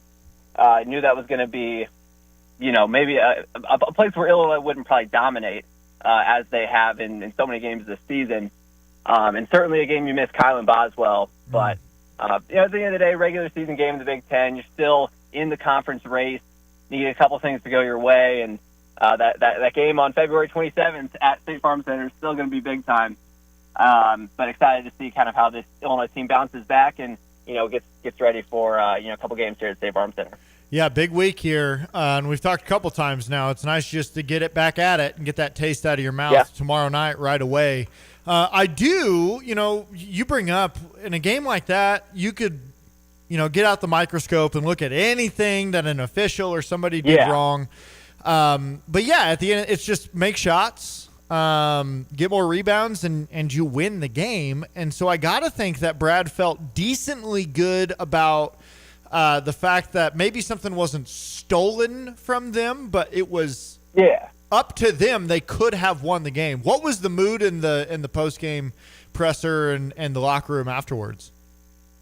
Yeah, I mean, I think it's, the guys are disappointed, obviously. Brad Underwood always says he's not a great loser. Like, you don't want your team to be a great loser. I mean, you think back to the John Gross, Bruce Weber era, the era I kind of grew up watching Illini basketball, and you hear all the great things about, John Gross is a great guy, Bruce Weber's a great guy, we love him so much, from opposing coaches and whatnot. It's like, no, you don't want that. You want the guy that's going to maybe ruffle some feathers a little bit, and guys don't like to play Illinois. Like, that's a little bit of, it's more of that animosity and friendly competition. But I think for this team, they were obviously disappointed, knew that there was some meat left on the bone. David Mirkovic and Andrei Stojakovic kind of mentioned what they were saying to Keaton Wagler. Obviously a tough game for the freshman. First time in a while he hasn't been just uber efficient from the field.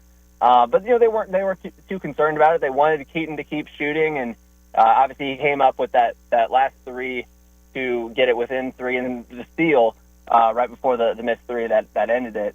But overall, this team isn't happy with the loss, wasn't calling anybody out, wasn't calling Jeremy Fears out, just kind of saying, hey, we went on the road and just didn't quite do enough to win. ESPN Radio 93.5, it is The Drive. I'm Curtis, that's Evan. Our guy from WCIA3, Tristan Thomas, is on the Dick Van Dyke of Plantsville phone line with us. Tristan, you mentioned him, so I get to play this. Goodness gracious. All right, now I got my John Gross fix out of the way. Again, a quick turnaround for the Illini back at home tomorrow night.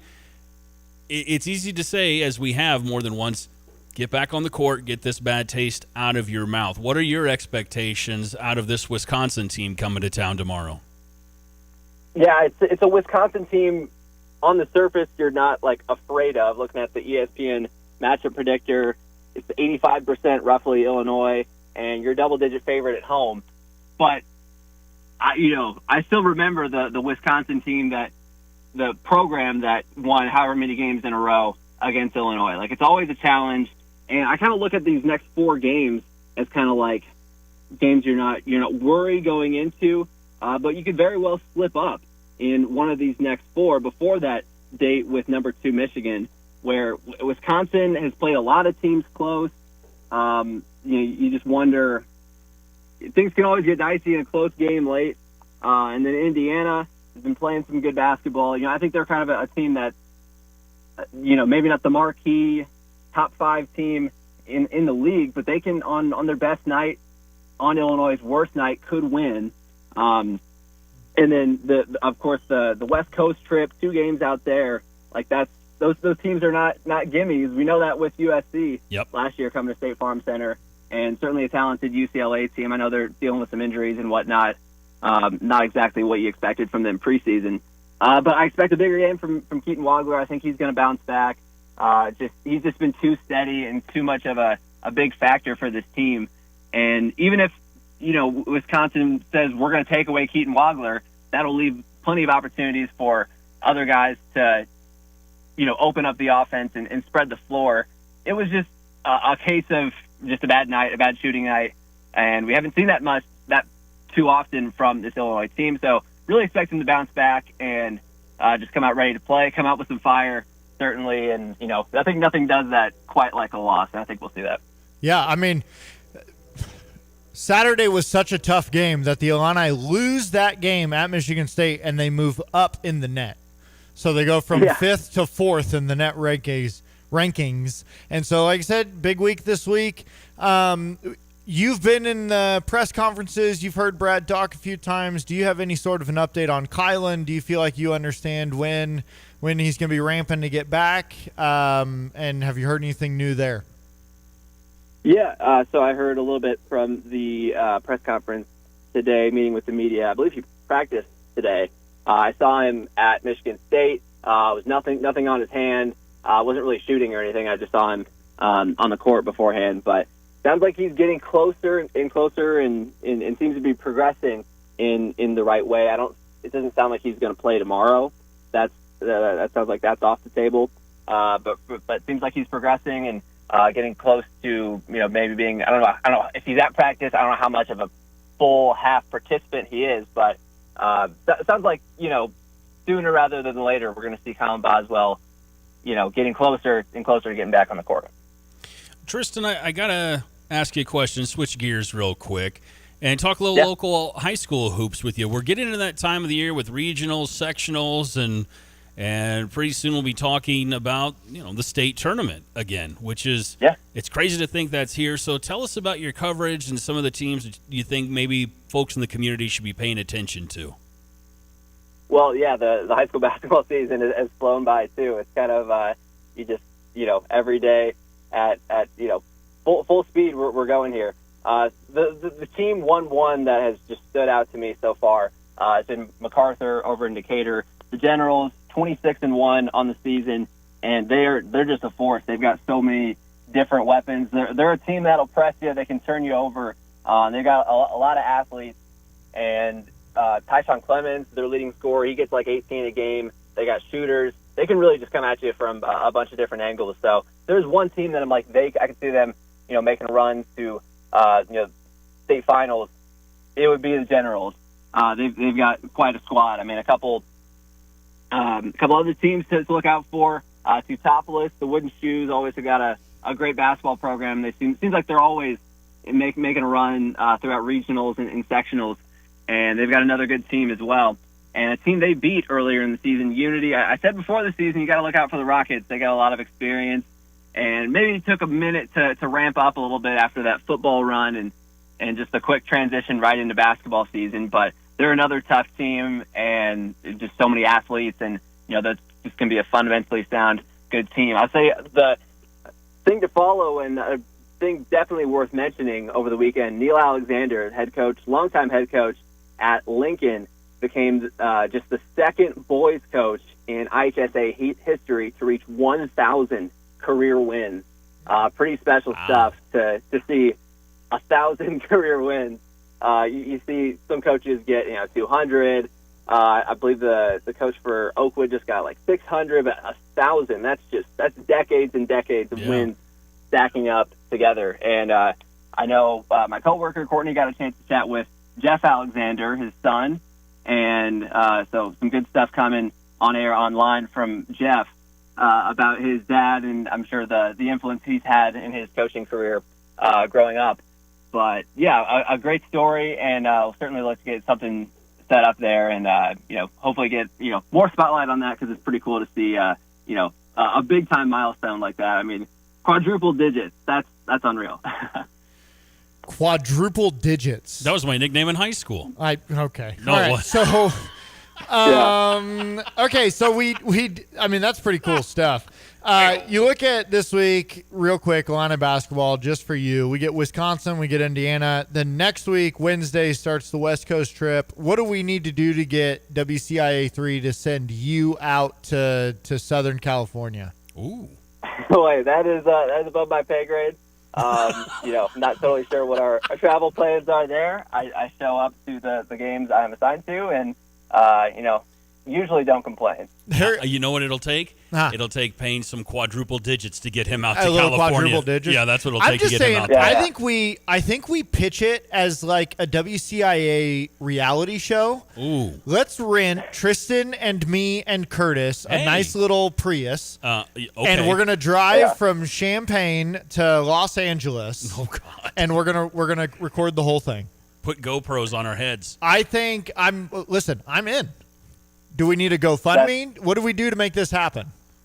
I mean, hey, a GoFundMe wouldn't hurt. That Okay. It never hurts. No promises on my end. Don't want to get don't want to get in trouble here. Listen. Tristan likes his job. He's trying to, I'm just tread saying. lightly on this one. I'm okay? just saying. I think we've I got had some fun great on the road pitches. this past weekend. Well, So. J Money said he can supply the GoPro. No, wait, sorry. I can supply a GoPro. Okay. We're on our own for the others. Yeah, we'll draw straws for who wears the GoPro on our road trip. Tristan, where can they find you on the socials, man? Yeah, at Tristan Thomas TV on X and Tristan Thomas WCIA on Facebook. That's the main place you can find all my coverage. Another kind of random thing I did last week. Long week, but a fun week. Got a story coming on Tuscola grad, all-time leading scorer for the Warriors, Jalen Quinn. He was in Normal with Drake. He transferred there from Loyola Chicago this year, and he's the leading scorer in the Valley, Jalen Quinn. Cool to chat with him and their head coach, Eric Henderson, in his first year with the Bulldogs after Ben McCollum left there. It's kind of, look at it, then Drake. It's kind of tough. They've had a couple good coaches come through there, and then kind of having to replace him. But yeah, Jalen's doing big time stuff. Cool local story to spotlight that. So plenty of that. We'll have that story. We'll have of course our everything you expect from Channel 3. Yeah. Rolling along this week. Love it when it's local, man, and we appreciate your time. It's been too long since we talked, Tristan, so it's good to have you on, and we'll have you back on again real soon, man. For sure. Sounds good. Appreciate you guys. All right, that is our guy, Tristan Thomas, on the Dick Van Dyke Appliance World phone line. Tristan from WCIA 3. Good stuff. I don't know if we're going to be able to do the road trip. I don't think someone's going to supply us with money to do that. J Money said I could be your videographer, and I'm telling you right now, J Money, for a low fee of $1,500, I will let you be our videographer. Oh, so if J Money pays us us $1,500, he can come videography us. He can videography with us. I like that. Yeah. You know what else could happen? You know what could help us fund this? Some wealth management assistance from Busey. That could help us fund this. That is what we want to talk about right now. Bank how you want with our friends at Busey. And as the needs of customers grow, Busey continues to expand its digital footprint, allowing you to bank when and how you want. Whether it's personal or business banking, opening an account, or requesting an appointment, you can do it all from the convenience of your home. Busey's online and mobile banking tools allow you to check balances, view transactions, transfer funds, pay bills, and more. Just download the Busey mobile app. You can deposit checks. It'll also provide you with travel plans. It'll analyze your spending habits. Online account opening. Save a trip to the bank and apply for a new checking and savings account online at go.busey.com. You can also request an appointment online, skip the line, and schedule your appointments online for services related to personal checking or savings, your mortgage, wealth management, and more. You choose the location, date, and time. If you've got questions about how to bank from the comfort and safety of your home, Busey is here to help. Contact them at 1-800-67-BUSEY. That's 1-800-67-BUSEY. Busey, member FDIC, equal housing lender, and we thank them for sponsoring The Drive. All right. Whew.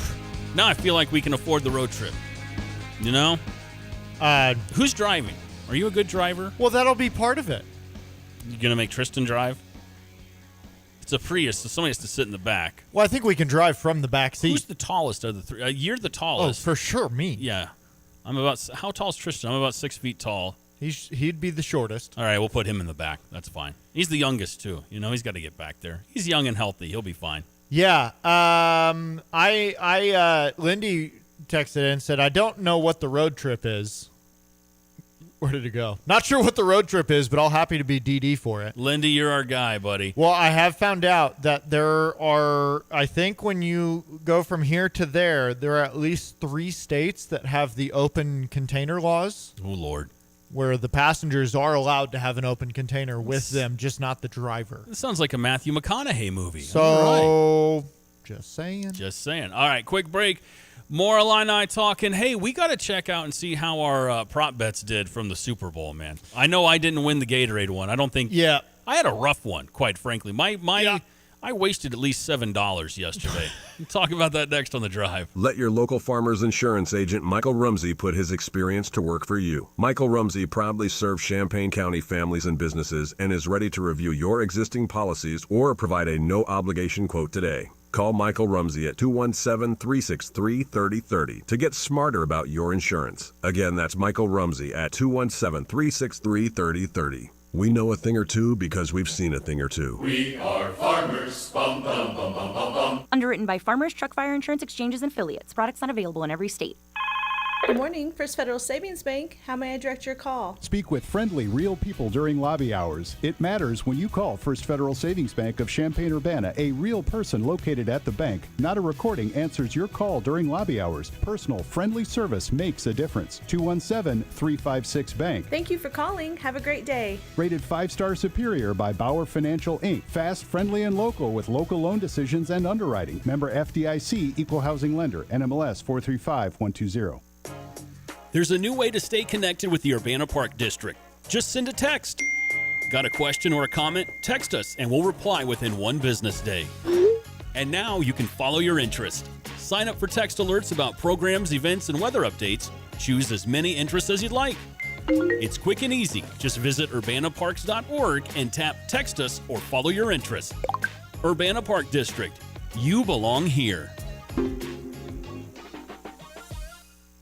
BMW, Buick, GMC, Honda, and Subaru. Welcome to Sarah Champagne. We can handle all your car repairs on site, including paintless dent repair, bumpers, windshields, everything in between. We have an amazing selection of new or pre-owned vehicles to choose from. Shop from home and buy online or reserve your vehicle before it hits our website or dealership. Sarah Champagne is home of the Sarah One Price Promise, delivering an honest and transparent buying experience. Hurry in or shop online at sarahchampagne.com. PDR Automotive in Urbana is a locally owned repair shop, and they've now serviced over 250,000 vehicles in their near 50-year history. Now, that's more than 4 times the size of a sold-out Memorial Stadium. It's more than all Division I athletes in the country combined. That's more than the entire population of Champaign County. That's more than, well, you get the idea. When you turn the key and the car won't run, call 367-9481. They are what's best for your truck or car. They are PDR. Want unbeatable prices on your next furniture purchase, but also seeking that local hometown feel? Look no further than Kelsey Furniture in Tuscola. Customers rave about their friendly, established staff, as well as their great selection, amazing prices, and second-to-none delivery service. They're a third-generation local business, and they've always got your best interests at heart. Find the look you love for less. Open 9 to 5 Monday through Saturday, but always available online at kelseyfurniture.com. That's kelseyfurniture.com. The Drive with Curtis Allen and Evan Stone on ESPN 93.5. I think our road trip to California is taking shape, man. Well, this is the song for it. I think so. Yeah, this is the song for it. Little cruising through the countryside. I like it. ESPN Radio 93.5. It is The Drive. I'm Curtis. That's Evan. If you're just joining us, Evan had the wonderful idea that he and I and Tristan Thomas were going to go on a road trip to cover the Illini out in California for their games with UCLA and USC. And are we doing a GoFundMe or? I'm just saying. How are we putting this together? The texts are rolling in with people that are offering to help us out here. Somebody even gave us the route to take. It's Jason in Monticello. He said he does it a lot. Yeah, he says the key is taking 72 into Missouri when it changes to 36 and stay on it till it meets up with 70 in Colorado. Saves time and no tolls. Yeah, I spent a lot of time on that road. It does save time. There are no tolls. I mean, driving across Kansas, boring. East-west. Oof. Oh, my land. That's rough. Yeah, that is rough. I agree. I mean, honestly, no matter how you get there, though, you got to drive across. You're either going across Nebraska, Kansas, or Oklahoma. And I'm telling you right now, none of that. That's when we're going to make our money on this TV show. Because this TV show. That's what I'm saying. We have to go film it. That's we're going right. to film it. This is going to be on This is going to be a YouTube. Is it YouTube? Bit. Is that what we're going to do? You know, I heard the Bravo Network is looking for a sports show. Could be us. Listen. We got to come up with a name. It's Illini Men. That's what we'll call it. It's Illini Men. Hallelujah. It's Illini. All right. I'm just saying. I think we could have. I think we could have a lot of fun if we go the northern route through Nebraska. You hit cities like Salt Lake City. That's a wonderful city. Vegas. And North Platte, Nebraska. Ooh, who doesn't like North Platte, Nebraska? And Gothenburg, Nebraska. Gotham is great. I love Gotham. Ogallala. I mean, we're hitting some big-time places. I'm sorry. Say that one again. Ogallala, Nebraska. Ogallala. Yeah. What? It's right there. You know, Nebraska's got that little piece that sticks out. It's like a chunkier Oklahoma. Oh. It's right there. Fat Lahoma. Is that what you're calling it? Fat Lahoma? It's a part of Nebraska? Is that what you're saying? I'm going to tell you right now, I've never thought of Nebraska as Fat Oklahoma, but right now, that's what it looks like. He needs to check the rule book. Yeah. Yeah, it's there, man. You know what? I got an idea for the name of this reality show we're talking about. Okay. The Band of Brothers. In a Prius. And I'm telling you, we can only pack what fits in the Prius with us. Yeah. And give us a couple GoPros sitting in the thing. It's going to be the most uncomfortable road trip ever. I'm telling you, man, I really think we could turn this into something. So I'm a great road trip companion. J Money says, was it be Ill Bros Travel or ILL Bros Travel? The ILL Band of Brothers. The Band of Brothers. We can paint the car. Listen, here it is. We can paint the car. We'll get the window paint, and we'll sell sponsorships onto the window There you paint. go. So for a certain fee, you can write something on the car. Hey, speaking of sponsorships, then whatever you want to write. It all ties into the Illini here. But tomorrow night, another game at home, this time taking on Wisconsin. Wouldn't it be cool if there was a radio station or a show that was giving away tickets to that one, baby? Sure would. And that would be us giving away those tickets. You know what to do at this point. Just text Illini, ILLINI, to 217-359-2255. That's your chance to win tickets to tomorrow night's game, courtesy of Jets Pizza, Parlor Donuts, and The Drive. ILLINI to 217-359-2255. J Money on the text line says, paint Evan's chest and display it in the car. I've been trying to get him to paint his chest, He just won't do it for some reason. I'll tell you what, for the right amount of sponsorship, we can get that done. Boys, I think we got a way to get to Southern California. I think so. Oh, see, my wife knows. What did your wife know? She said Evan on road trips always tries to listen to Freebird on repeat. You know? We'd have a thing. We'd go to, Omaha or back out to Colorado, and I'd say, babe, only 12 more Freebirds and we're there. Time flies by, man. I will do that to my kids on road trips. They'll be like, wow, how much farther do we have to go? I'm like, 3 more songs. Really? Yep, 3 songs and we'll be there. Because I'm averaging 3 or 4 minutes a song, right? So you just go, 3 songs. And then they're distracted by the songs, and then you move on. Anonymous Randy says West Texas sucks. He doesn't like West Texas. I think it's just that section of the country, just north-south right there, is just brutal. Before you hit the mountains and get any sort of... Yeah. At least I'd have to... So I've never driven through Texas.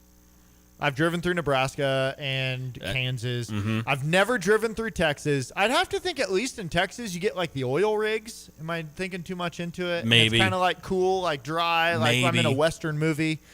Nebraska and Kansas is just like, my gosh, I could fall asleep at the wheel. It's awful. For 4 hours. That road trip. And it's so flat and straight, I'll be fine.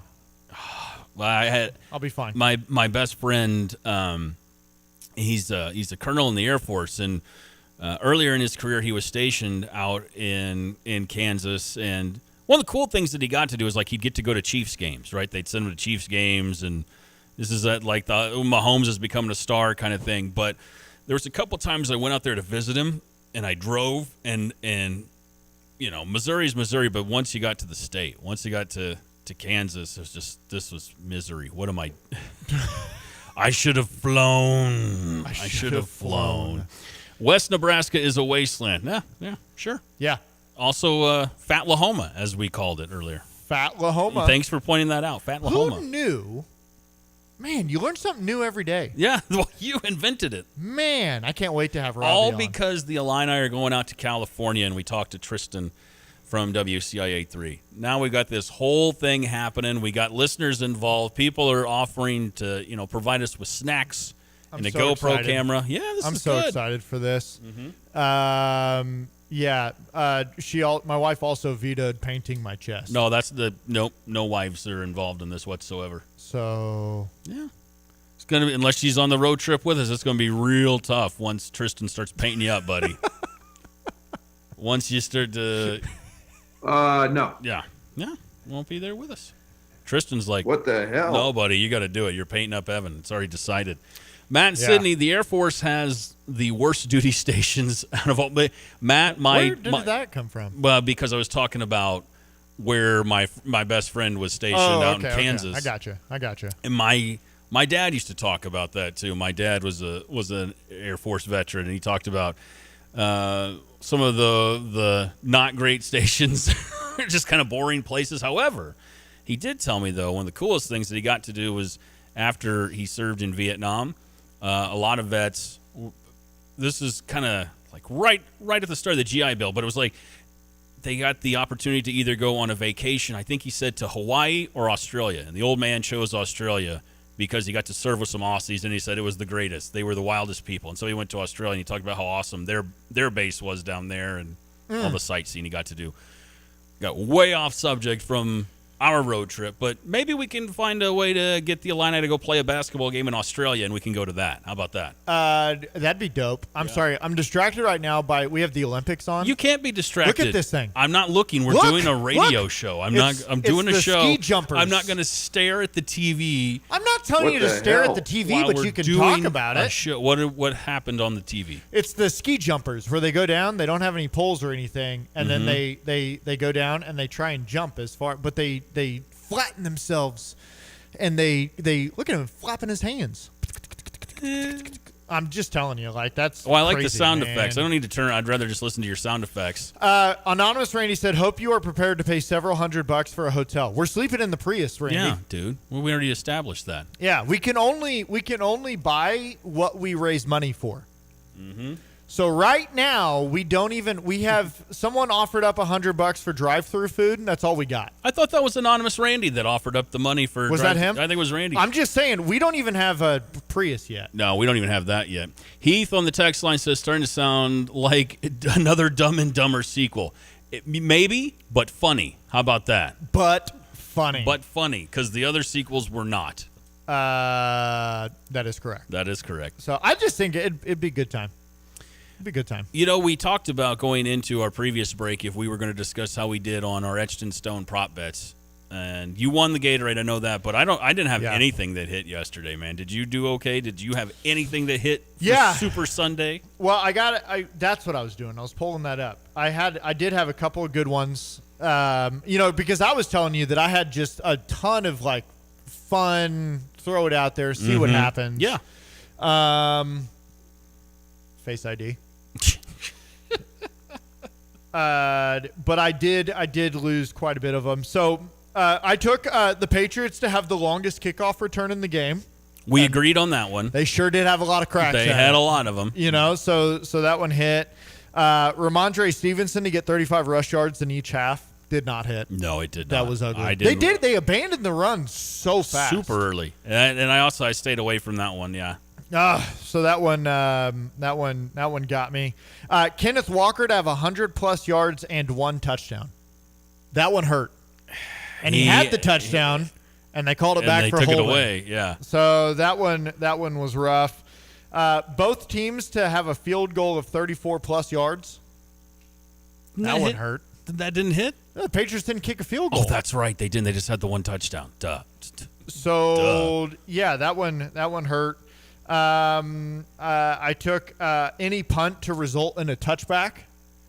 Boy, they had I thought that would hit. I thought that one would hit. That was one I did take. I thought they'd get a touchback, but instead they died inside the 5 2 or 3 times. Well, yeah, and I mean, the punter was just on top of it. I thought with how many punts they had in that game, surely one was gonna hit. And so the one that did hit for me was that the first touchdown would be longer than 10 yards, and that one hit. Mm-hmm. That was my big one. That was a lot of plus money. I was one catch away from a parlay. I needed Diggs to get 4 catches. He had 3. So couple of drops too. Yep. And then the big one that I took, this was the Saint. We talked about this one last week. Oh yeah, the Saint, yes. $5 to win $145. Either QB to have 0 picks, 0 sacks, and win MVP. Sam Darnold was close, man. He held up his end of the bargain. He had no picks.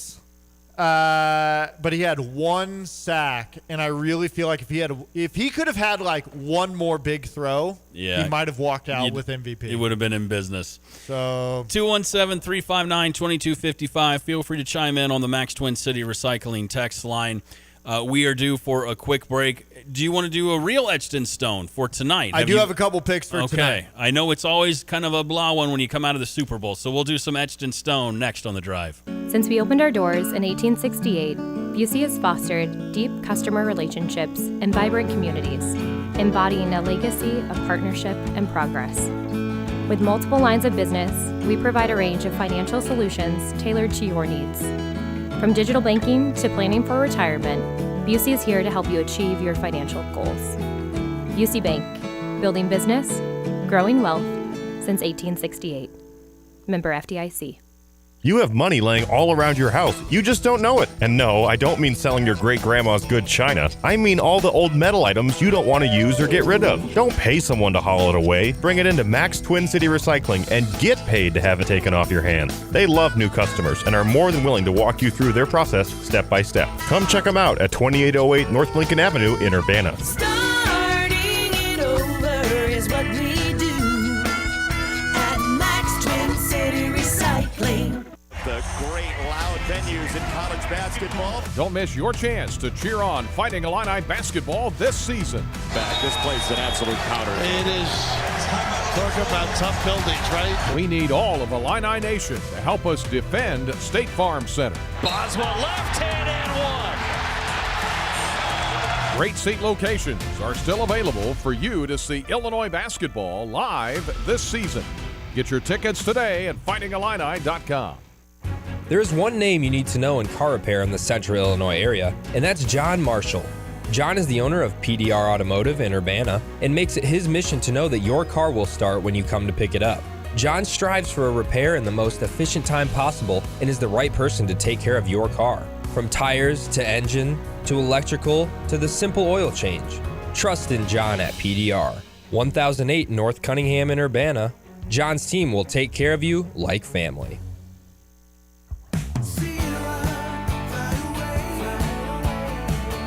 Now is your time to fly direct to Phoenix Mesa from Bloomington. Allegiant has seasonal service from Sierra to Arizona, where hiking trails, ball games, and desert golf courses await. Leave the cold Illinois temps behind and explore Phoenix Mesa. Low fares, less stress. Close, convenient. Sierra. You've heard about the doggy bag, right?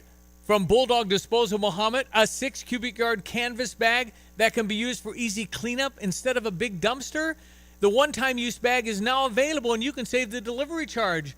Get the doggy bag at Do It Best Hardware in Champaign at 107 West Springfield. So fill up the bag, call Bulldog Disposal, have it disposed of, and you'll be organized. Go to bulldoggybag.com for all the details. That's bulldoggybag.com. The Drive with Curtis Allen and Evan Stone on ESPN 93.5. ESPN Radio 93.5. It is The Drive. Some breaking news to get to on The Drive. The Illini have their new defensive coordinator. We were going to do some Etched in Stone, but we'll save that for tomorrow because we have been waiting and waiting. Who is it going to be?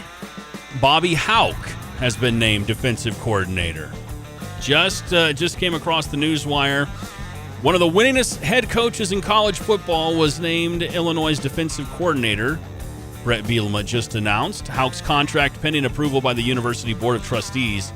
Houck's fast and physical defenses have been a staple of his teams at Montana, a program he's led for 14 seasons as head coach from 03 to 09 and 2018 to 2025. The Grizzlies finished in the top 20 in the nation in scoring defense 3 times over the last 5 seasons using Houck's aggressive 3-3-5 scheme, which he adapted to Montana from legendary coach Rocky Long's philosophies at San Diego State. This is all part of the press release that was just put out. So there's your coach, your new defensive coordinator. Hello, Bobby Houck. And this is what Bielema said as well. I'm excited to welcome Coach Houck and his family to our Illini family. Since meeting Coach Houck early on in my head coaching career, I've had tremendous respect for who he is, what he stands for, and the program he has built. He is a family man with incredible attention to detail and a great ability to teach the game to both his staffs and players. Coach Houck's aggressive defensive scheme, which he learned at San Diego State and developed at Montana, will be an exciting new style that has never been seen here at Illinois. So we were all looking at both NFL staffs from the Super Bowl yesterday, and it turns out we should have been looking in Montana, which could have been a part of our road trip. It all ties in together, you know? Yeah, I'm trying to do some digging and trying to figure out, okay, what is there any crossover? Is there any connection? And it doesn't seem like there is, other than just through the coaching grapevine. In 2025, Houck was voted as president of the American Football Coaches Association, the AFCA, which is a pretty big deal. Yeah. He's been a head coach at Montana, UNLV, and he's got an overall head coaching record of 166-92. He's 24-16 in the NCAA D1 playoffs. He's got 8 Big Sky championships. He's from Missoula, Montana. So he's always been out west there. So it's an interesting move. Matt says to spell it. So Bobby, B-O-B-B-Y. Stop it. And then I don't know, is it Houck? I'm going with Houck. H-A-U-C-K. I'm going to go Hawk. You're going Hawk? You're going Houck. If only there were a device. If only there were a device that could tell us. No, I'm pretty sure it's Houck. I'll double check right now. You keep reading through. Yeah, I got it. Keep reading through. Keep reading through the stats. And so, you read through a lot of the stats. It sounds like he's seasoned, he's veteran, he's been around the game for a long time. There is a little bit of some controversy from the past and him going back to Montana, which I'm gonna look into. But doesn't seem to be any sort of an issue that Josh Whitman or Coach B were concerned with. He was the 2006 Division I AA Coach of the Year winner, Big Sky Coach of the Year in 2006, 2007, 2009, and 2023. And so he's been around for a while. He seems to know what he's doing. As you just said in that press release, that he's got a typical 3-3-5 system. Which is very intriguing. Not quite where I thought. I'd have to see how he actually lines it out. Well, he's got an overall record, like you just said, of 166-92. 24-16 in NCAA Division I playoffs, 8 Big Sky championships, like you just mentioned as well. So, and it is Houck for the record. I was right. Is it? It's Houck. It's not Hawk. Hawk. It's Houck. I'm telling you, it's Houck. Okay. The interwebs just told me as well. Which interweb? I used Google. I Googled it. All right, fine. Matt in Sydney says, well, I haven't heard of him, but in Coach B, I trust. And I think that's it. I mean, Coach Bielema seemed to he had a plan this whole time that I know who I want to attack. I know who I want to go after. And this was not a name that I saw on anybody's radar. No. And I kind of love that. Yeah. Partridge was the name. Richardson was another name. I was one of the first people that said, this is my wild speculation with no insight, that Leslie Frazier, which, okay, now that you think about it, Leslie Frazier's probably not going to leave the NFL, right? But it was still, there was a connection there, and it felt like a big. Here's what I'm going to ask, and maybe you can fill me in as we get to the end of the hour. Maybe you know. Why do we have to wait till after the Super Bowl for this announcement? Maybe we didn't.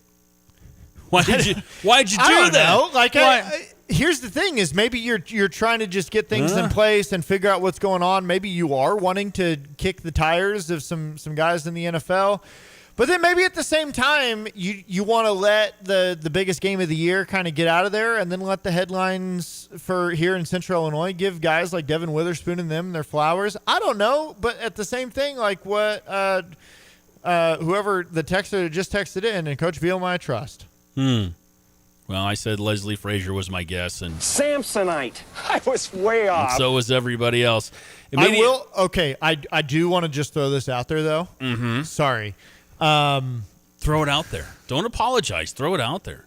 So, as I was looking at the quarterback transfer portal before Caden Hauser was coming, which PFF just put out that Caden Hauser is the 6th highest rated transfer quarterback in college football, so that's pretty cool. Mm-hmm. This just clicked in my brain because my buddy just texted me. Montana's quarterback, Kieli Yat. Say that again. Kieli Yat. Was my favorite quarterback that I thought could enter the transfer portal, and he didn't. He decided to go back to Montana. He's Montana's quarterback. He was my favorite quarterback that I watched this past year that was not at Illinois. And I'm telling you, boy, if you put your hands on your hip, you did like a sassy little move. I'm telling you right now, like if that's an option next year,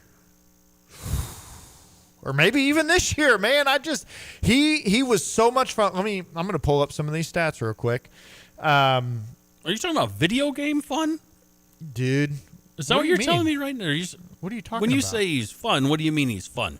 The quarterback? Yeah. Freaking stud is what I mean. Okay. Now I understand. I understand that. I thought you were talking video game language. The 3-3-5 defense, if you were to do a Google search of it right now, guess who's one of the first people that comes up?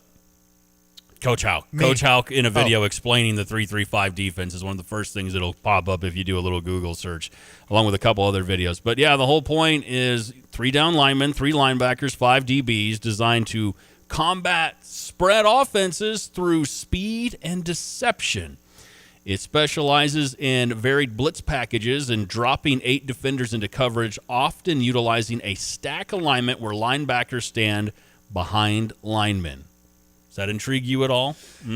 I don't know. So causing all sorts of destruction on the field is what it sounds like to me. Well, so Big Dev just texted in. This is the ultimate question. So he said, happy the wait is over. 3-3-5 is great against passing attacks, spacing attacks, offenses spreading you out.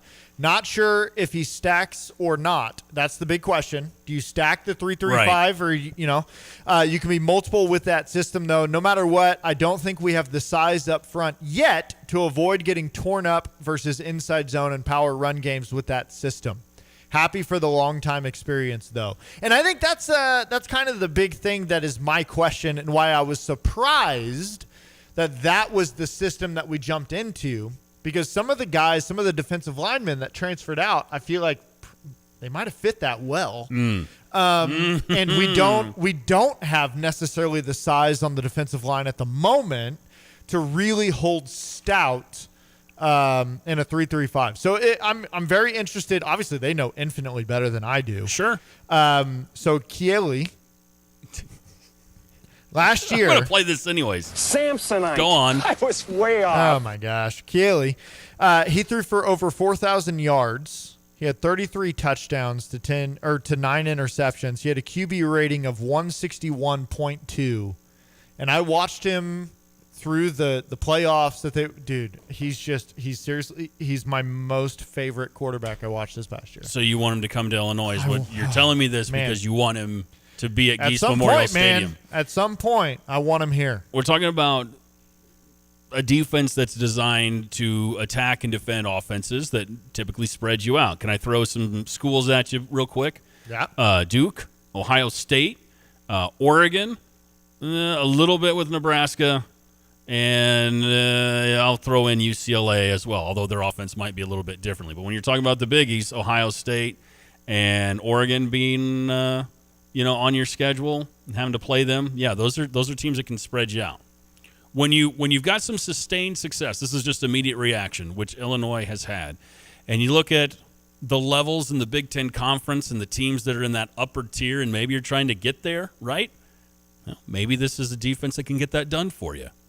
Maybe this is a defense yes, we will absolutely see, but it is interesting. It's a different take on it, and he wants to be, did he say a CEO or a general manager with his teams? I can't remember what Bielema said. But ultimately, he wants the idea, hands off. Take the defense, run with it, and let's see where we go. Yeah. I am worried about how we stack up against the run. Okay, real quick, I know breaking news happened.